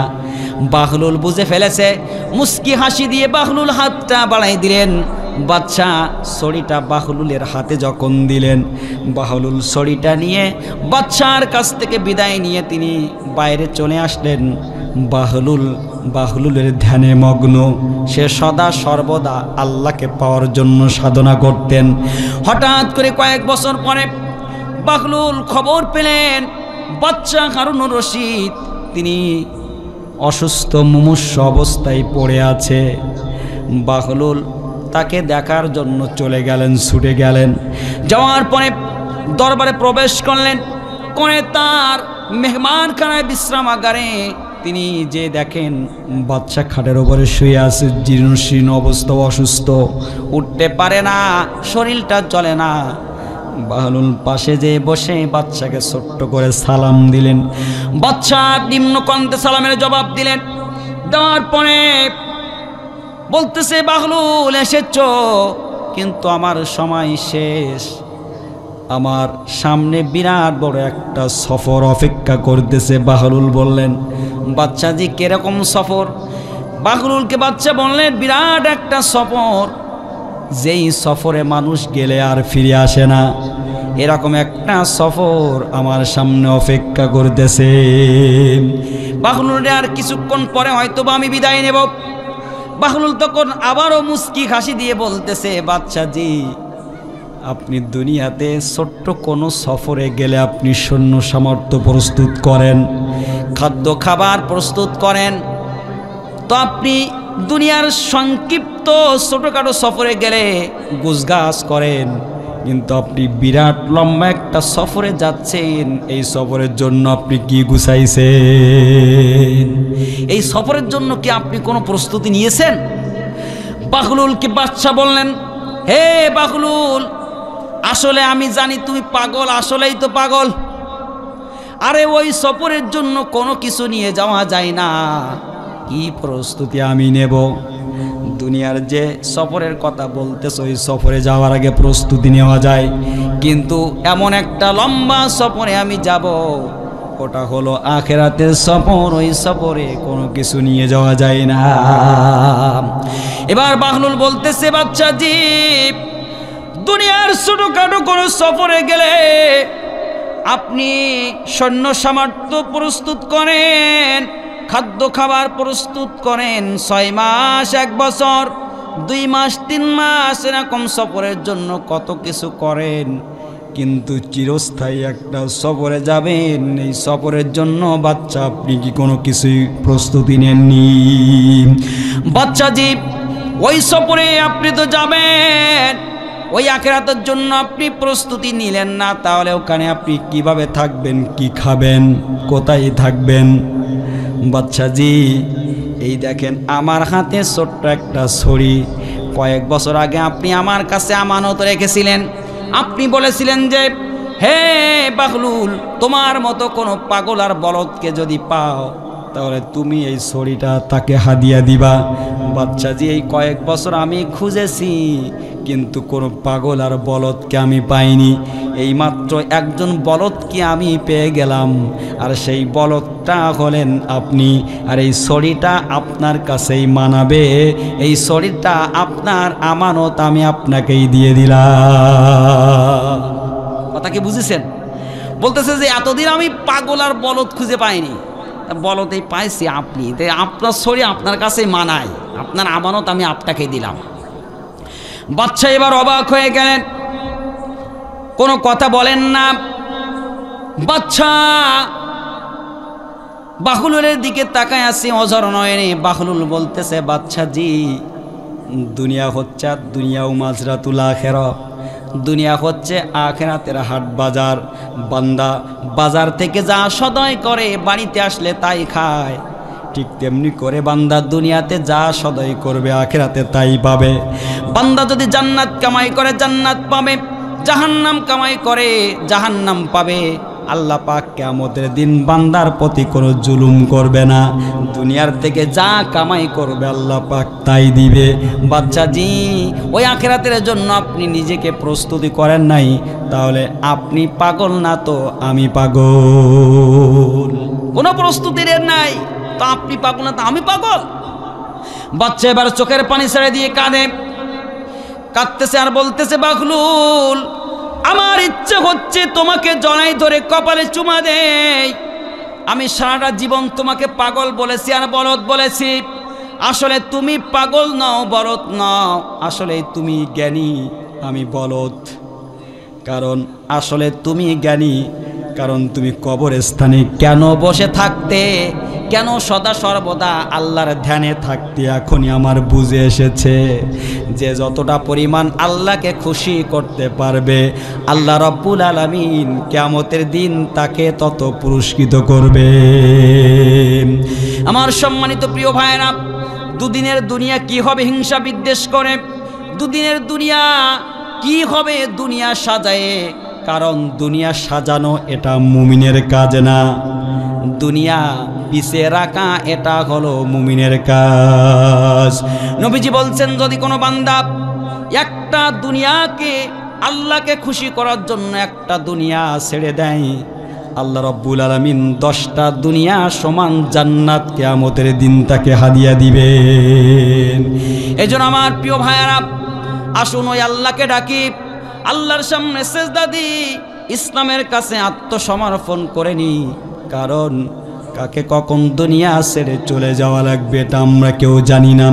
রব্বুল আলামিন বললেন, ইদা জা আজালুহুম লা ইস্তাখিরুনা সাআতাও ওয়া লা ইস্তাকদিমুন। রব্বুল আলামিন বললেন, যার যখন সময় এসে যাবে, 1 সেকেন্ড আগেও না পরেও না, তাকে তখন আল্লাহর ডাকে সাড়া দিয়ে চলে যাওয়া লাগবে।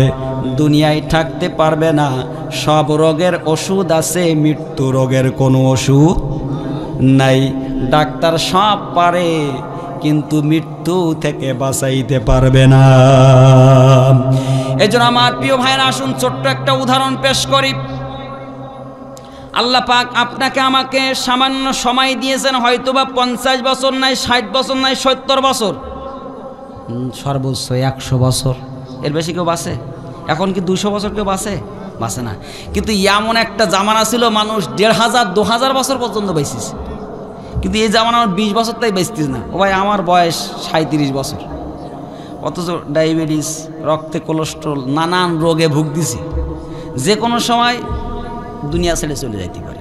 তাহলে এই ধরের ভিতরে নানান রোগ, বাবাজি অনেক দিন বেঁচেছেন, চুলগুলো দাড়িগুলো কত সুন্দর সাদা, এই পর্যন্ত যাইতে পারবো কি না গ্যারান্টি আমার আছে? নাই। আল্লাহ তাকে নিয়ামত দিয়েছেন। আল্লাহ পাক বলছেন আল্লাযী খলাকাল মাউতা ওয়াল হায়া। আল্লাহ বলছেন মউত আর হায়াতের মাঝখানে একটা সময় দিয়েছি তোকে। আমি এই আয়াতখানা নিয়ে 17খানা তাফসিরের সাথে মিলাইছি, সারা রাত বসে বসে, সারা রাত আমি গবেষণা করতেছি, কারণ আমি একটা কনফিউশনের ভিতরে পড়ে গেলাম। কনফিউশনটা হচ্ছে আল্লাহ বলছে আল্লাযী খলাকাল মাউতা ওয়াল হায়া। আল্লাহ বলছেন যে মউত আর হায়াতের মাঝখানে একটা সময়। আল্লাহ পাক মাউতা ওয়াল হায়া, এই মউত শব্দটা আগে কেন দিলেন? কারণ আগে তো মানুষ দুনিয়া আসবে, আগে হায়াত পাবে, তারপর তো মরবে নাকি? তাই তো নাকি? আমরা আগে বাঁচবো, আগে দুনিয়া আসবো, তারপরে তো মরবো। কিন্তু আল্লাহ পাক বলছেন মাউতা ওয়াল হায়া, মউত শব্দ আগে কেন? 17খানা তাফসিরের সাথে মিলাইতে হযরত আশরাফ আলী থানভী রাহিমাহুল্লাহ তিনি বায়ানুল কোরআন নামে একটা সংক্ষিপ্ত তাফসির লিখেছেন। সব তাফসিরের সাথে সুন্দর করে মিলাই আমি পাইলাম আল্লাহ পাক মানুষকে হায়াত দিয়ে জমিনে ছেড়ে দিয়েছেন, মৃত্যুটা বান্দার সামনে সিগন্যাল হিসেবে দিয়েছেন। আল্লাহ পাক বলছেন যে বান্দা যা করো না কেন মাথায় রাখবা সামনে মৃত্যু আছে না নাই। এজন্য আল্লাহ পাক বলছেন মাউতা ওয়াল হায়া, হায়াত পেয়েছো, মৌতের চিন্তা করো। হায়াত পেয়ে আল্লাহকে ভুলে যেও না, দুনিয়ার চাকচিক্য পেয়ে আরাম আয়েশ পেয়ে আল্লাহকে ভুলে যেও না। মনে রাখবা রবের ধরা বড় কঠিন, ঠিক কিনা? সময় যখন আসবে চলে যাওয়া লাগবে, সংক্ষিপ্ত সময়। ছোট্ট একটা উদাহরণ আশরাফ আলী থানভী রহমাতুল্লাহ আলাইহি দিয়েছেন, উদাহরণটা দেই। কষ্ট হচ্ছে না তো বাবা?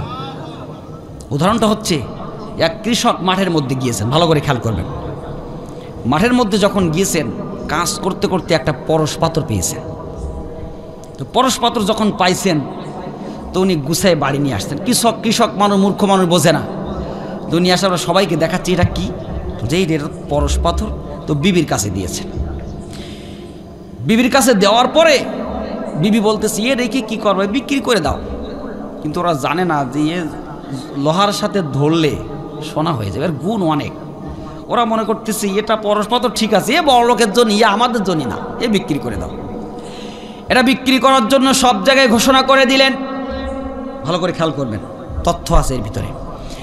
ঘোষণা করে দেওয়ার পরে বিভিন্ন স্বর্ণ ব্যবসায়ীরা আসতেছেন, বিভিন্ন দাম বলতেছেন, কৃষক রাজি হয় না। শেষমেশ ওই রাজ্যের রাজার কাছে যখন খবর পৌঁছে গেল, তাফসীর থেকে বলছি, ওই রাজ্যের রাজার কাছে যখন খবর পৌঁছে গেছে, রাজা দলবল নিয়ে হাজির হয়ে গেছে কৃষকের বাড়িতে। কৃষককে বলতেছে, কৃষক তুমি বলে একটা পরশ পাথর পেয়েছো, ওটা তুমি বলে বিক্রি করবে। তখন কৃষক বলতেছে আমি গরিব মানুষই, আমি কি করব, যা একটু দাম হলে আমার তো সংসার চলে যাবে, জীবনটা চলবে, ওটা আমি চাই। তো তখন বাদশা বলতেছে কে কত বলেছে? সবাই ছাড়া বাদশা একটু দাম বেশি বলেছেন। কৃষক বলে না, এতে হবে না, আরো বেশি দিতে হবে। এইভাবে দাম দর করছে। এক পর্যায়ে বাদশা চিন্তা করলেন এটা যদি আমার কাছে থাকে তাহলে আমার সম্পদের কোনো অভাব হবে না, রাজ্যের সম্পদ বেড়ে যাবে। সুতরাং বাদশা বললেন তোমার সাথে একটা চুক্তি করে নেই। চুক্তিটা হলো সন্ধ্যা, ফজর থেকে সকাল থেকে সন্ধ্যা পর্যন্ত আমি তোমাকে সময় দিব। আমার রাজকোষ বাইতুল মালের চাবি, রাজকোষ রাজ্যের সম্পদ যেখানে থাকে ওটাকে বলা হয় বাইতুল মাল, রাজকোষ। এই রাজকোষের চাবি আমি তোমাকে দিচ্ছি। সময় হলো সকাল থেকে সন্ধ্যা পর্যন্ত, ফজরের আজান থেকে মাগরিবের আজান পর্যন্ত এই সময় তোমার থাকবে। এই সময়ের ভিতরে তুমি যত খুশি টাকা পয়সা সোনা দানা যত খুশি তুমি নিয়ে আসো, বিনিময় তোমার ওই পরশপত্রটা তুমি আমাকে দিয়ে দাও। তবে তুমি মনে রাখবা তোমার সময় কিন্তু ফজর থেকে মাগরিব পর্যন্ত। তখন কৃষক চিন্তা করতেছে রাজকোষে যে কি থাকে এটা আমার অজানা নেই, সুতরাং চাবি এটা দিয়ে দেই, কারণ রাজকোষে যা আছে আমি যদি নিতে পারি আর সকাল থেকে সন্ধ্যা পর্যন্ত সারাটা জীবন আমার 14 গোষ্ঠী বসে খাবে, অভাব হবে না। এই সুযোগ। কৃষক রাজি হয়ে গেল। রাজি হওয়ার পরে এবার বাচ্চাকে বলতেছে, বাচ্চা যে আমি রাজি। বাচ্চা তখন রাজকোষের চাবি তার কাছে দিয়ে দিলেন। দেওয়ার পরে বলতেছে যাও, আগামীকাল ফজরের আজান দেওয়ার মাত্রই নামাজ পড়ে তুমি ঢুকবা, তোমার সময় কিন্তু আজানের থেকে মাগরিবের আজান পর্যন্ত মাথায় রাখবা। কৃষক রাজি হয়ে পরের দিন সকালবেলা ফজরের আজান যখন দিয়েছেন, দৌড়ে যে চাবি নিয়ে কৃষক বাদশার রাজকোষের তালা খুলে ভিতরে প্রবেশ করলেন। প্রবেশ করার পরে কৃষক লক্ষ্য করে দেখে সোনাদানা, হীরা জহরাত, মণিমুক্তার অভাব নাই, এমন কোনো সম্পদ নেই যা ওর ভিতরে নাই। কৃষক আত্মহারা হয়ে গেছে, গরিব মানুষ জীবনে দেখে নাই। কৃষক বলতেছে কি অবস্থা, বিশাল সম্পদ, অটল সম্পদ। কৃষক চিন্তা করতেছে আমার সময় তো মাগরিব পর্যন্ত, ঘুরিয়ে দেখি কি আছে। কৃষক শুধু যেতে আছে যেতেই আছে। হঠাৎ করে পেয়েছ তো যেতেই আছে যেতেই আছে, আর আত্মহারা হয়ে গেছে। ওর মনে নেই যে আমার সময় আস্তে আস্তে দিকে শেষ হয়ে যাচ্ছে, সময় শেষ হচ্ছে। ওই যে এক বরফওয়ালা রাস্তার ধারে বসে বসে বরফ বেচতেছে আর বলতেছে বরফ নিয়ে যাও, বরফ নিয়ে যাও। বরফওয়ালার ডাকে কেউ সাড়া দেয় না, সময়ও যাচ্ছে, আস্তে আস্তে বরফওয়ালার পুঁজিও গলে যাচ্ছে। তার মানে বরফগুলো গুলি গেল, বরফওয়ালার পুঁজিগুলোও কি হলো, শেষ হয়ে গেল। শেষমেশ বরফওয়ালা ফকির হয়ে গেল। তা ঠিক তেমনি করে ও হুতোষে দৌড়াচ্ছে, সময় আস্তে আস্তে কি শেষ হয়ে যাচ্ছে। এইভাবে ঘুরতে ঘুরতে দুপুর 2টা বেজে গেছে। তখনও হুশ দেই, দেখতে আসছে সর্বনাশ, এখানে সম্পদ ওখানে সম্পদ, এই দেখতেই আসে। ইয়ে কি বিশাল বড় বড় স্বর্ণের মূর্তি, বিশাল বড় বড় মানে বিভিন্ন রকম আইটেম আর কি।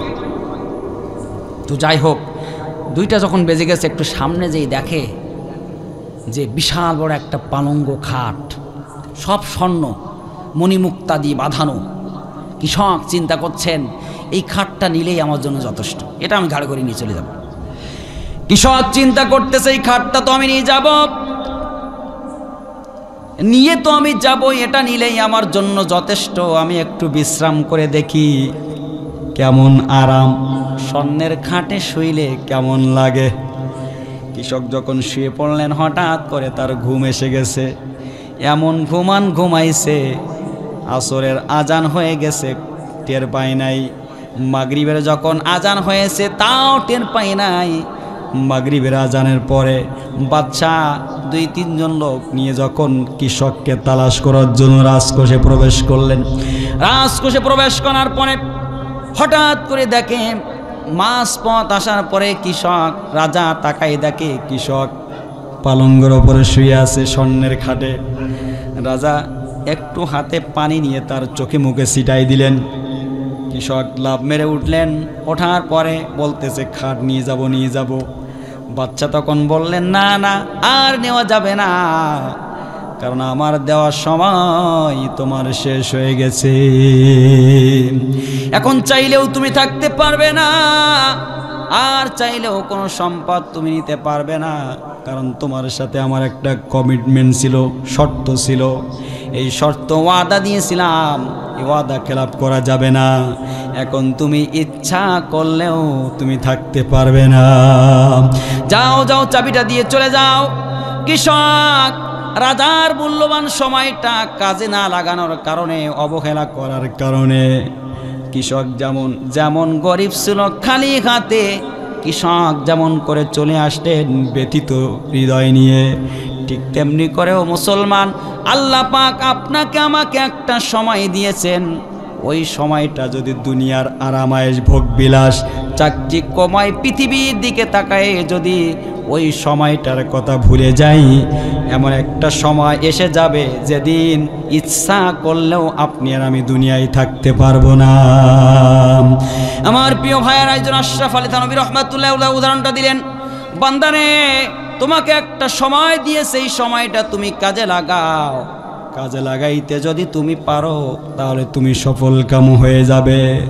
আর যদি তুমি এই সময়টা কাজে না লাগাও তাহলে মনে রাখবা মাথা খুঁটলে ওই সময় তুমি আর পাবে না।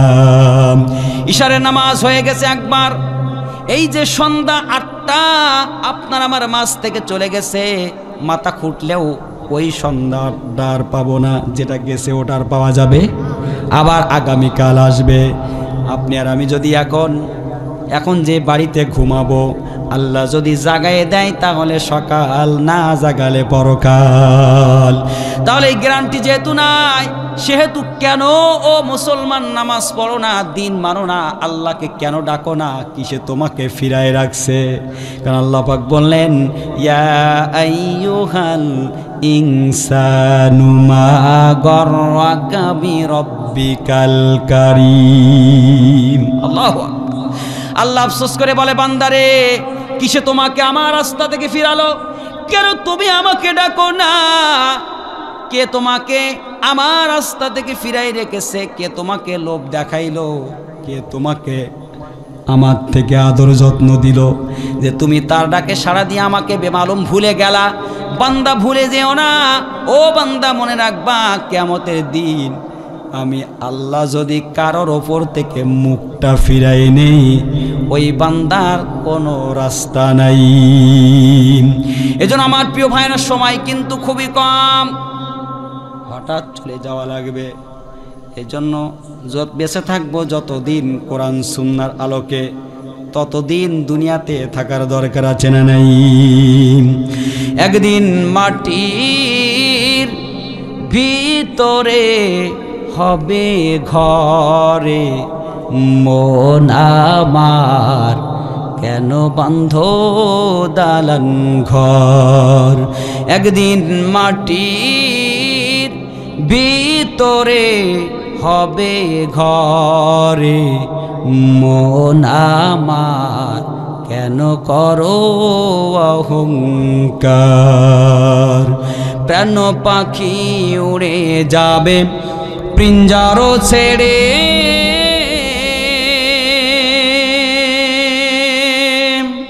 ধরা ধামে সবই রবে, আরে তুমি যাবে চলে। প্রাণ পাখি উড়ে যাবে পিঞ্জরা ছেড়ে,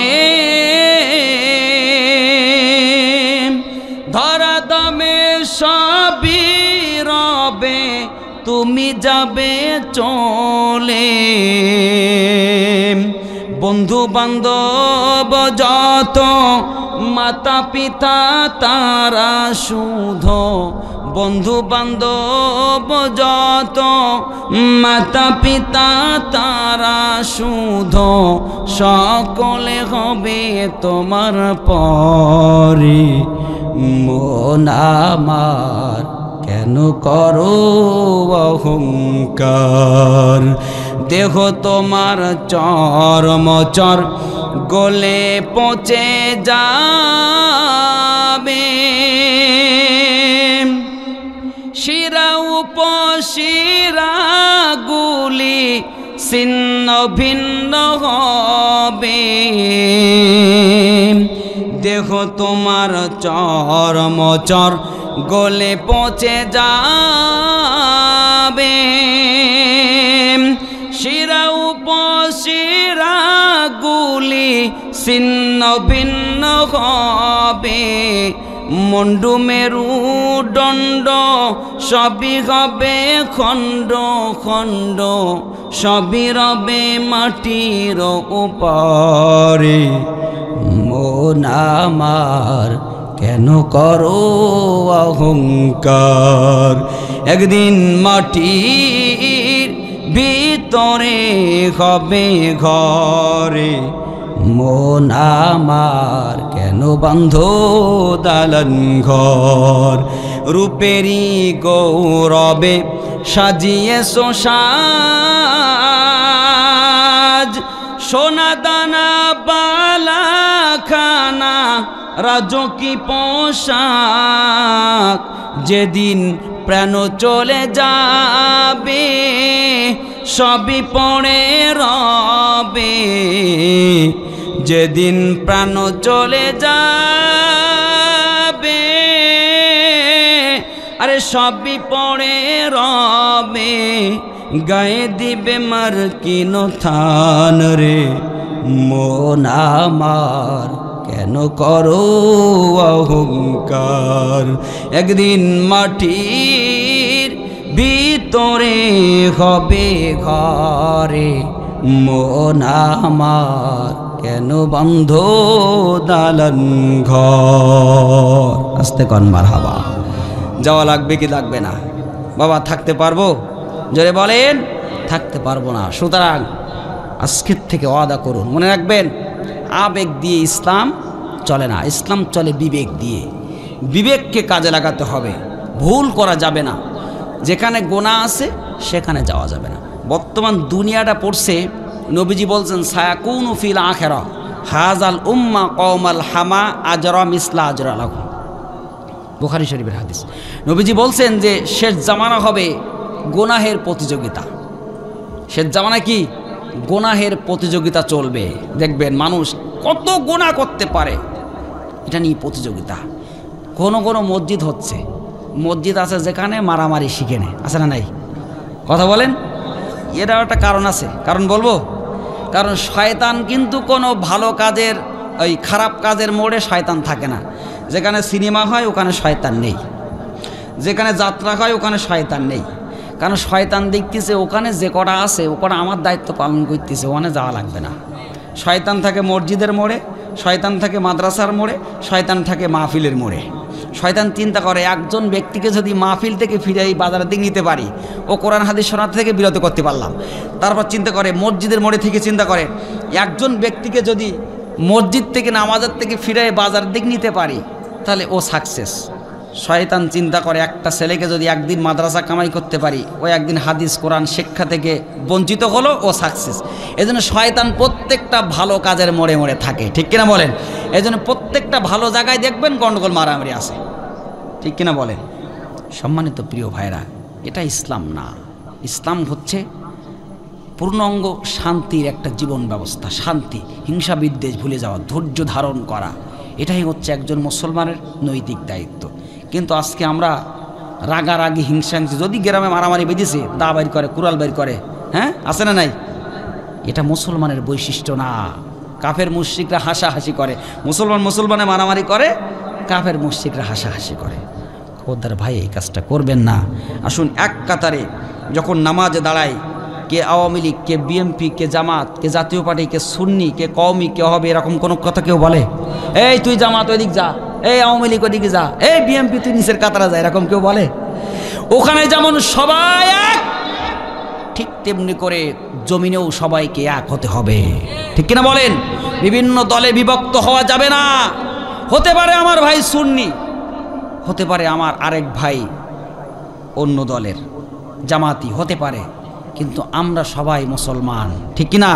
আমাদের পরিচয় একটাই থাকবে, আমরা কি মুসলমানের। যে এক কাতারে সামিল হয়ে এক বাক্যে সেজদা দিব একজনের সামনে, তিনি কে?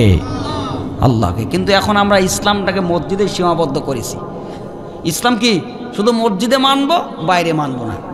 তার একটা উদাহরণ দেয়, কিছু মানুষ আছে দেখবেন স্যুট প্যান্ট পরে না, এবার যখন মসজিদে ঢোকে দেখবেন প্যান্টটা গোটায় নেয়, আছে না নাই? নেয় না? গোটায় নিয়ে ঢোকে, নামাজ পড়ে আবার যখন বাইরে আবার ছেড়ে দেয়। আসলে স্যুট প্যান্ট যারা পরে, গোড়ালির নিচে কাপড় পরা হারাম না হালাল? মসজিদে না বাইরে? সব জায়গায়। কিন্তু মসজিদে ওই গোটায়, আর সব জায়গায় ওই গোড়ালির নিচে কাপড় ফুরিয়ে চলে। তার মানে ও বুঝাতে চাইছে যে ইসলাম শুধু মসজিদের মধ্যেই মানবো, বাইরে মানবো না। মনে রাখবেন, অতক্ষণ পর্যন্ত এই জমিনে শান্তি আসবে না যতক্ষণ না পর্যন্ত মসজিদের ইসলাম ময়দানে প্রতিষ্ঠিত না করতে পারবো, ঠিক কিনা বলেন? কোরআন শুধু তারাবি পড়ার জন্য নাজিল হয় নাই, কোরআন শুধু তেলাওয়াত করার জন্য নাজিল হয় নাই, কোরআন শুধু ইমাম সাহেব তেলাওয়াত করবে এই জন্য নাজিল হয় নাই। কোরআন এসেছে এই জমিনকে প্রসিদ্ধ করতে। কোরআন এসেছে বাতিলের সমস্ত মতবাদকে জমিনের নিচে গায়ে দিয়ে কোরআনের শাসন বাস্তবায়ন করে জমিনকে আলোকিত করার জন্য কোরআন এসেছে। সময় আছে, ময়দানে ঝাঁপাই পড়ো, কাজ করো, কোরআনের জন্য কাজ করো।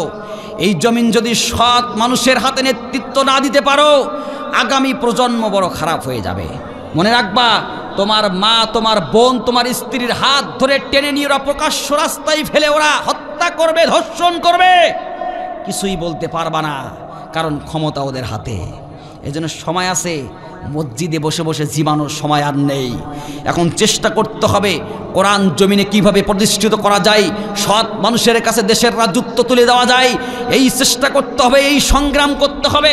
আল্লাহ পাক কোরআনে বলেছেন, ইন্নাল্লাহা ইউহিব্বুল্লাযীনা ইউকাতিলুনা ফী সাবিলিহি সাফফান কাআন্নাহুম বুনয়ানুম মারসুস। আল্লাহ পাক বলছেন, ওই সংগঠনকে, ওই দলকে, ওই জাতিকে আমি সবচেয়ে বেশি মহাব্বত করি, ভালোবাসি, যেই জাতি, যেই দল, যেই সংগঠন আমি আল্লাহ রাস্তায় সংগ্রাম করে সীসা গলা প্রাচীরের মতো, সীসা গলা প্রাচীরের মতো সংগ্রাম করে। মাটির দেওয়াল, এই যে বিল্ডিং, এ কিন্তু বড়ই ভাঙা যায়, যাবে কি না? ইট আর সিমেন্ট মাটির দেওয়াল কিন্তু বড়ই ভাঙা যায়। সীসা গলা প্রাচীর যত বাড়ি মারবেন একটু দুমে যাবে, কিন্তু ভাঙবে না। আল্লাহ পাক বলছেন, ও মুমিনরা, তোমরা এক কাতারে শামিল হয়ে যাও সীসা গলা প্রাচীরের মতো। ইসলামের ঝান্ডা হাতে ধরো, কোরআন প্রতিষ্ঠার জন্য সংগ্রাম করো, আল্লাহর জমিন, আল্লাহর দ্বীন প্রতিষ্ঠার জন্য সংগ্রাম করো, ওদের বিরুদ্ধে লড়াই করো যারা আমার মা বোনের ইজ্জতকে লুণ্ঠন করে, ওদের বিরুদ্ধে লড়াই করো যারা আমার দেশের সার্বভৌমত্বকে ইহুদিদের কাছে যারা বিক্রি করে দিতে চায়, দুর্নীতি করে, স্বৈরাচারিত্ব করে, মানুষের উপরে খুন, গুম, নির্যাতন, জুলুম, অত্যাচার যারা করে, তাদের বিরুদ্ধে সোচ্চার হও, সংগ্রাম করো। আমি আল্লাহ তোমাদের সাহায্যকারী হয়ে যাব। তোমরা সীসা গলা প্রাচীরের মতো তোমরা সংগ্রাম করো, আমি আল্লাহ পাক তোমাদেরকে ভালোবাসবো, মহাব্বত করব, জিম্মাদার হব, তোমাদের জন্য জান্নাতের ফয়সালা রেখে দিয়েছি। এই জন্য কোরআনকে আঁকড়ে ধরতে হবে। কে কি বললো ওটা আমার যায় আসে না। আমি মুসলমান, আমার রব আল্লাহ, আমার দিন হচ্ছে ইসলাম, আমার সংবিধান হচ্ছে কোরআন, ঠিক কিনা বলেন? আমার প্রিয় ভাই রব্বুল আলামিন বললেন, ইয়া আইয়ুহাল্লাযীনা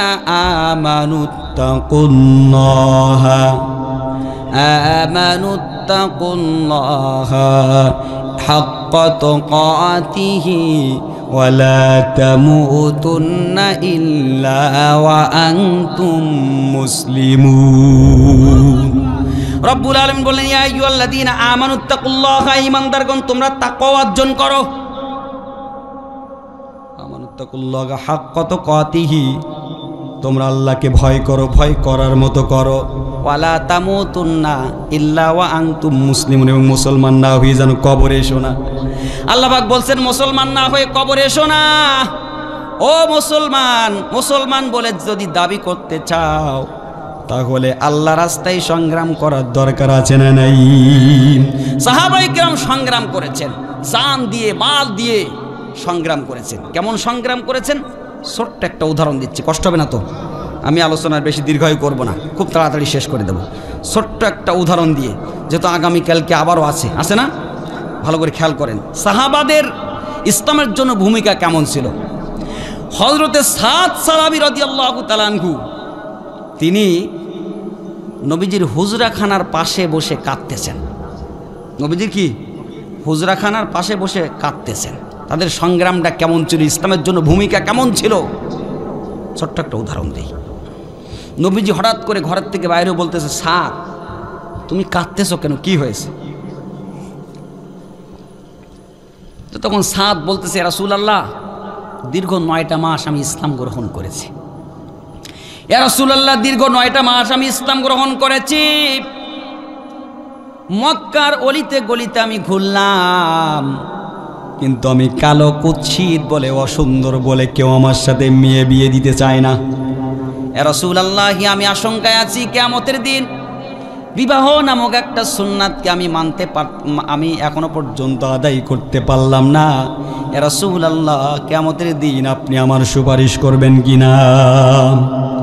এই জন্য আমি আশঙ্কায় আছি। নবীজি বললেন, হে সাদ, চিন্তা করো না, তুমি দুঃখ করো না, যাও যাও, এই মক্কার সবচেয়ে বড় ধনী আবু আমের, আমেরের মেয়ে বিশ্ব সুন্দরী, তার সাথে তোমার আমি বিবাহ দিলাম। আমেরের মেয়ে বিশ্ব সুন্দরী, তার সাথে তোমার বিবাহ ঠিক করলাম, যাও চিন্তা করো, আমেরের সাথে দেখা করো। সাদ একটা দৌড় দিলেন, একটা দৌড় দিয়ে আমেরের বাড়ির সামনে যে উপস্থিত হলেন, উপস্থিত হয়ে আমেরকে সালাম দিলেন। আমের সাদের পা থেকে মাথা পর্যন্ত একবার তাকালেন, মাথা থেকে পা পর্যন্ত দ্বিতীয়বার আবার তাকালেন। তাকানোর পরে বলতেছে আমের খবর কি? তখন সাদ, আমের বলতেছে সাদ খবর কি? সাদ বলতেছে হে আমের, আল্লাহর নবীজি তোমার মেয়ের সাথে আমার বিবাহ ঠিক করেছেন। আমের তখন তার দিকে তাকায়ে বলতেছে আমার মেয়ের সাথে তোমার বুঝি বিবাহ ঠিক করেছে? আরে তোমার মতো একটা কালো অসুন্দর কুৎসিত, তুমি কখনো আয়নার সামনে নিজেকে দেখেছো? হ্যাঁ, কখনোই তুমি চাঁদ ধরতে চাও? আমার মেয়ে কোথায়, তুমি কোথায়? আরে তোমার চেহারা এত কালো কুৎসিত চেহারা, আমার মেয়ে আমি তোমার হাতে তুলে দেব, তুমি ভাবলে কি করে? অসম্ভব, এটা হতে পারে না, এটা হবে না। যাও, নবীজির সব সিদ্ধান্ত কি মানতে হবে এমনটা আছে নাকি? যখন আমেরের সাথে কথোপকথন করতেছিল সাদ, আমেরের মেয়ে ঘরের ভিতর থেকে এই কথাগুলো তিনি শ্রবণ করেছেন। সাদ মনক্ষুণ্ণ হয়ে নবীজির দরবারে চলে গেলেন, নবীজির কাছে চলে গিয়েছেন। যাওয়ার পরে আমার প্রিয় ভাইরা, আমের যখন ঘরের ভিতরে প্রবেশ করতেছেন, আমেরের মেয়ে ডেকে বলতেছেন আব্বা জান, আপনার এত বড় সাহস, এত বড় স্পর্ধা কে দিয়েছে? যেখানে নবীজি আমার সাথে সাদের সাথে বিবাহ ঠিক করেছেন, এই বিবাহ না মানার অধিকার আপনাকে কে দিয়েছে? আরে সাদ যত অসুন্দর হোক আর কালো হোক আর কুৎসিত হোক, দেখার বিষয় না, নবীজি ঠিক করেছেন, আমি এই বিয়েতে রাজি। সাদের মেয়ে যখন, আমেরের মেয়ে যখন রাজি হয়ে গেল, আমের আর দেরি করলেন না, একটা দৌড় দিয়ে তিনি নবীজির কাছে চলে গিয়েছেন। যে দেখে সাদ নবীজির সামনে বসা, চোখের পানি ছেড়ে দিয়ে টপ টপ করে চোখের পানি পড়ে, সাদ কাঁদতেছে। নবীজির সামনে আমের যে বলতেছে রাসূলুল্লাহ, আমাকে মাফ করে দেন, আমাকে ক্ষমা করে দেন, আমি ভুল করেছি। নবীজি বললেন কি ভুল করেছো আমের? রাসূলুল্লাহ, আপনি আমার মেয়ের বিবাহ ঠিক করেছিলেন সাদের সাথে, আমি প্রথমে মানতে পারিনি। রাসূলুল্লাহ, আমি ভুল করেছি, আমি মেনে নিয়েছি, মেনে নিলাম, আমি রাজি হয়ে গেলাম, আমার মেয়ের সাথে সাদকে আমি বিবাহ দেব।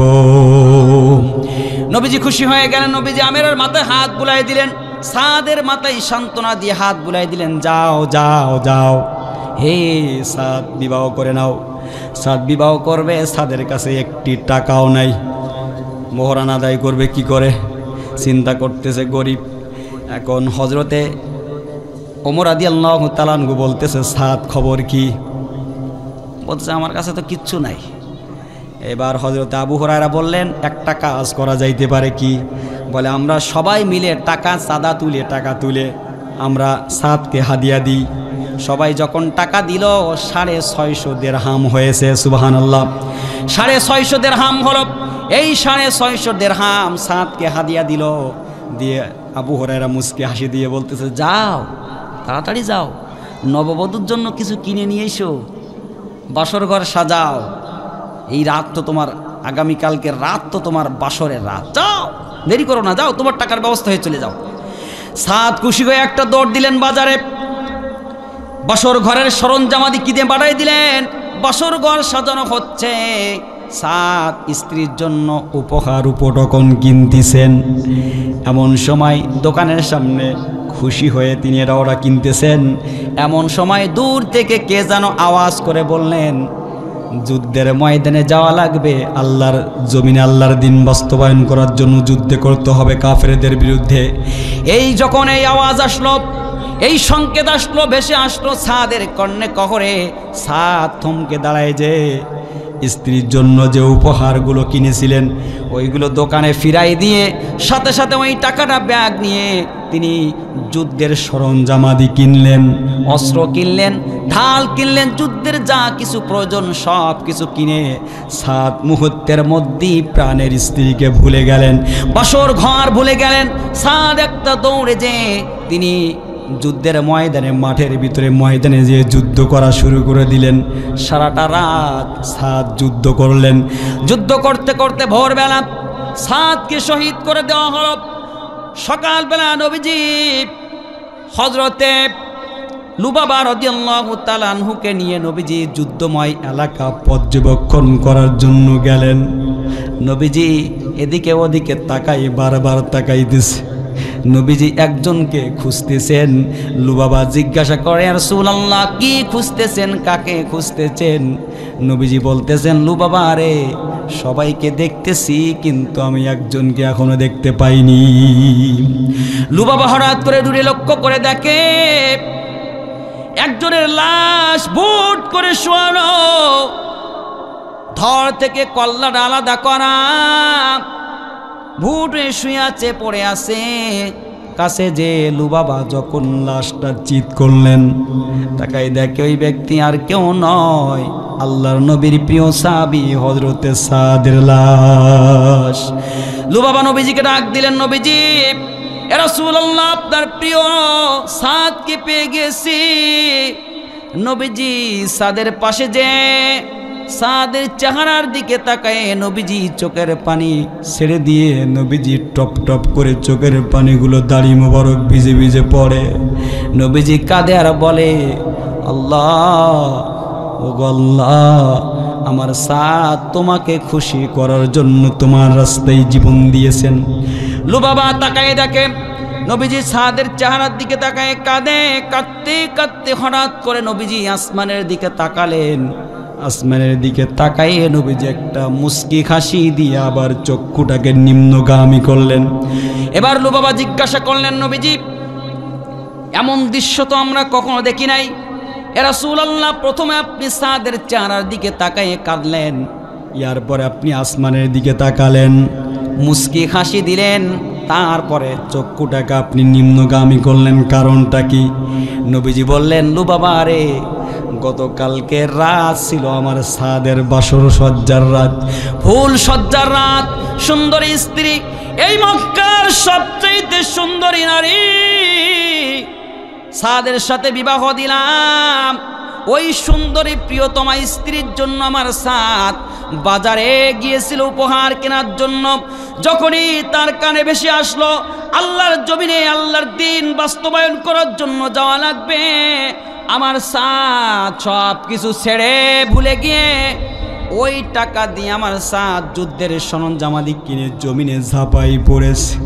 আমার সাদের চেহারার দিকে তখন তাকায়, আমার বড় মায়া লাগে রে, আমার বড় মায়া লাগে, আমি সহ্য করতে পারি না। হে লুবাবা, আমি সাদের চেহারার দিকে তাকানোর পরে আমি হঠাৎ করে আসমানের দিকে তাকালাম। তাকায় দেখি আল্লাহ রাব্বুল আলামিন সাদের জন্য জান্নাতের সমস্ত দরজাগুলো খুলে দিয়েছেন। জান্নাতের দরজাগুলো খুলে দিয়েছেন। এরপরে নবীজি বললেন, আমি বেশিক্ষণ তাকায় থাকতে পারলাম না। দেখি জান্নাতের হুর গেলেমানগুলা, সুন্দরী সুন্দরী হুরগুলা, তারা সাদকে নেওয়ার জন্য দৌড়ে আসতেছে। আমার সাদের চেহারা ভালো ছিল না, কিন্তু আমার সাদের অন্তরের ভিতরে একজনের মহাব্বত ছিল, তিনি কে? আমার সাদকে নেওয়ার জন্য সুন্দরী হুরিরা দৌড়ে আসতেছে। এই দৌড়ে আসার কারণে তাদের কাপড় চোপড়গুলো এলোমেলো হয়ে যাচ্ছিল, এই জন্য আমার চক্ষুটাকে আমি নিম্নগামী করেছি। ও লুবাবা, জেনে রেখো, কিয়ামতের দিন জান্নাতের ভিতরে আমার সাদ আমার পাশেই থাকবে, আমার সাথে জান্নাতে যাবে। এজন্য আমার প্রিয় ভাই আল্লাহ রাব্বুল আলামিন বললেন, ইনফিরু খিফাফাও ওয়া সিকালা। আল্লাহ পাক বললেন, তোমরা অল্প অবস্থায় হোক আর ভারী হোক আর দুর্বল হও, তোমরা ঝাঁপাই পড়ো, সংগ্রাম করো, আমার জমিনে আমার দিন বাস্তবায়ন করার জন্য সংগ্রাম করো, আমি রব্বুল আলামিন তোমাদের সাহায্যকারী হয়ে যাব। এজন্য আমার প্রিয় ভাইয়েরা, বেঁচে থাকবো যতদিন, একজনের পক্ষে কাজ করব, কোরআন সুন্নাহর বাইরে চলবো না, ততদিন কে কে হাত তুলে দেখান? লিল্লাহি তাকবীর, লিল্লাহি তাকবীর। হাত নামান। আল্লাহ পাক কবুল করুক বলি আমিন।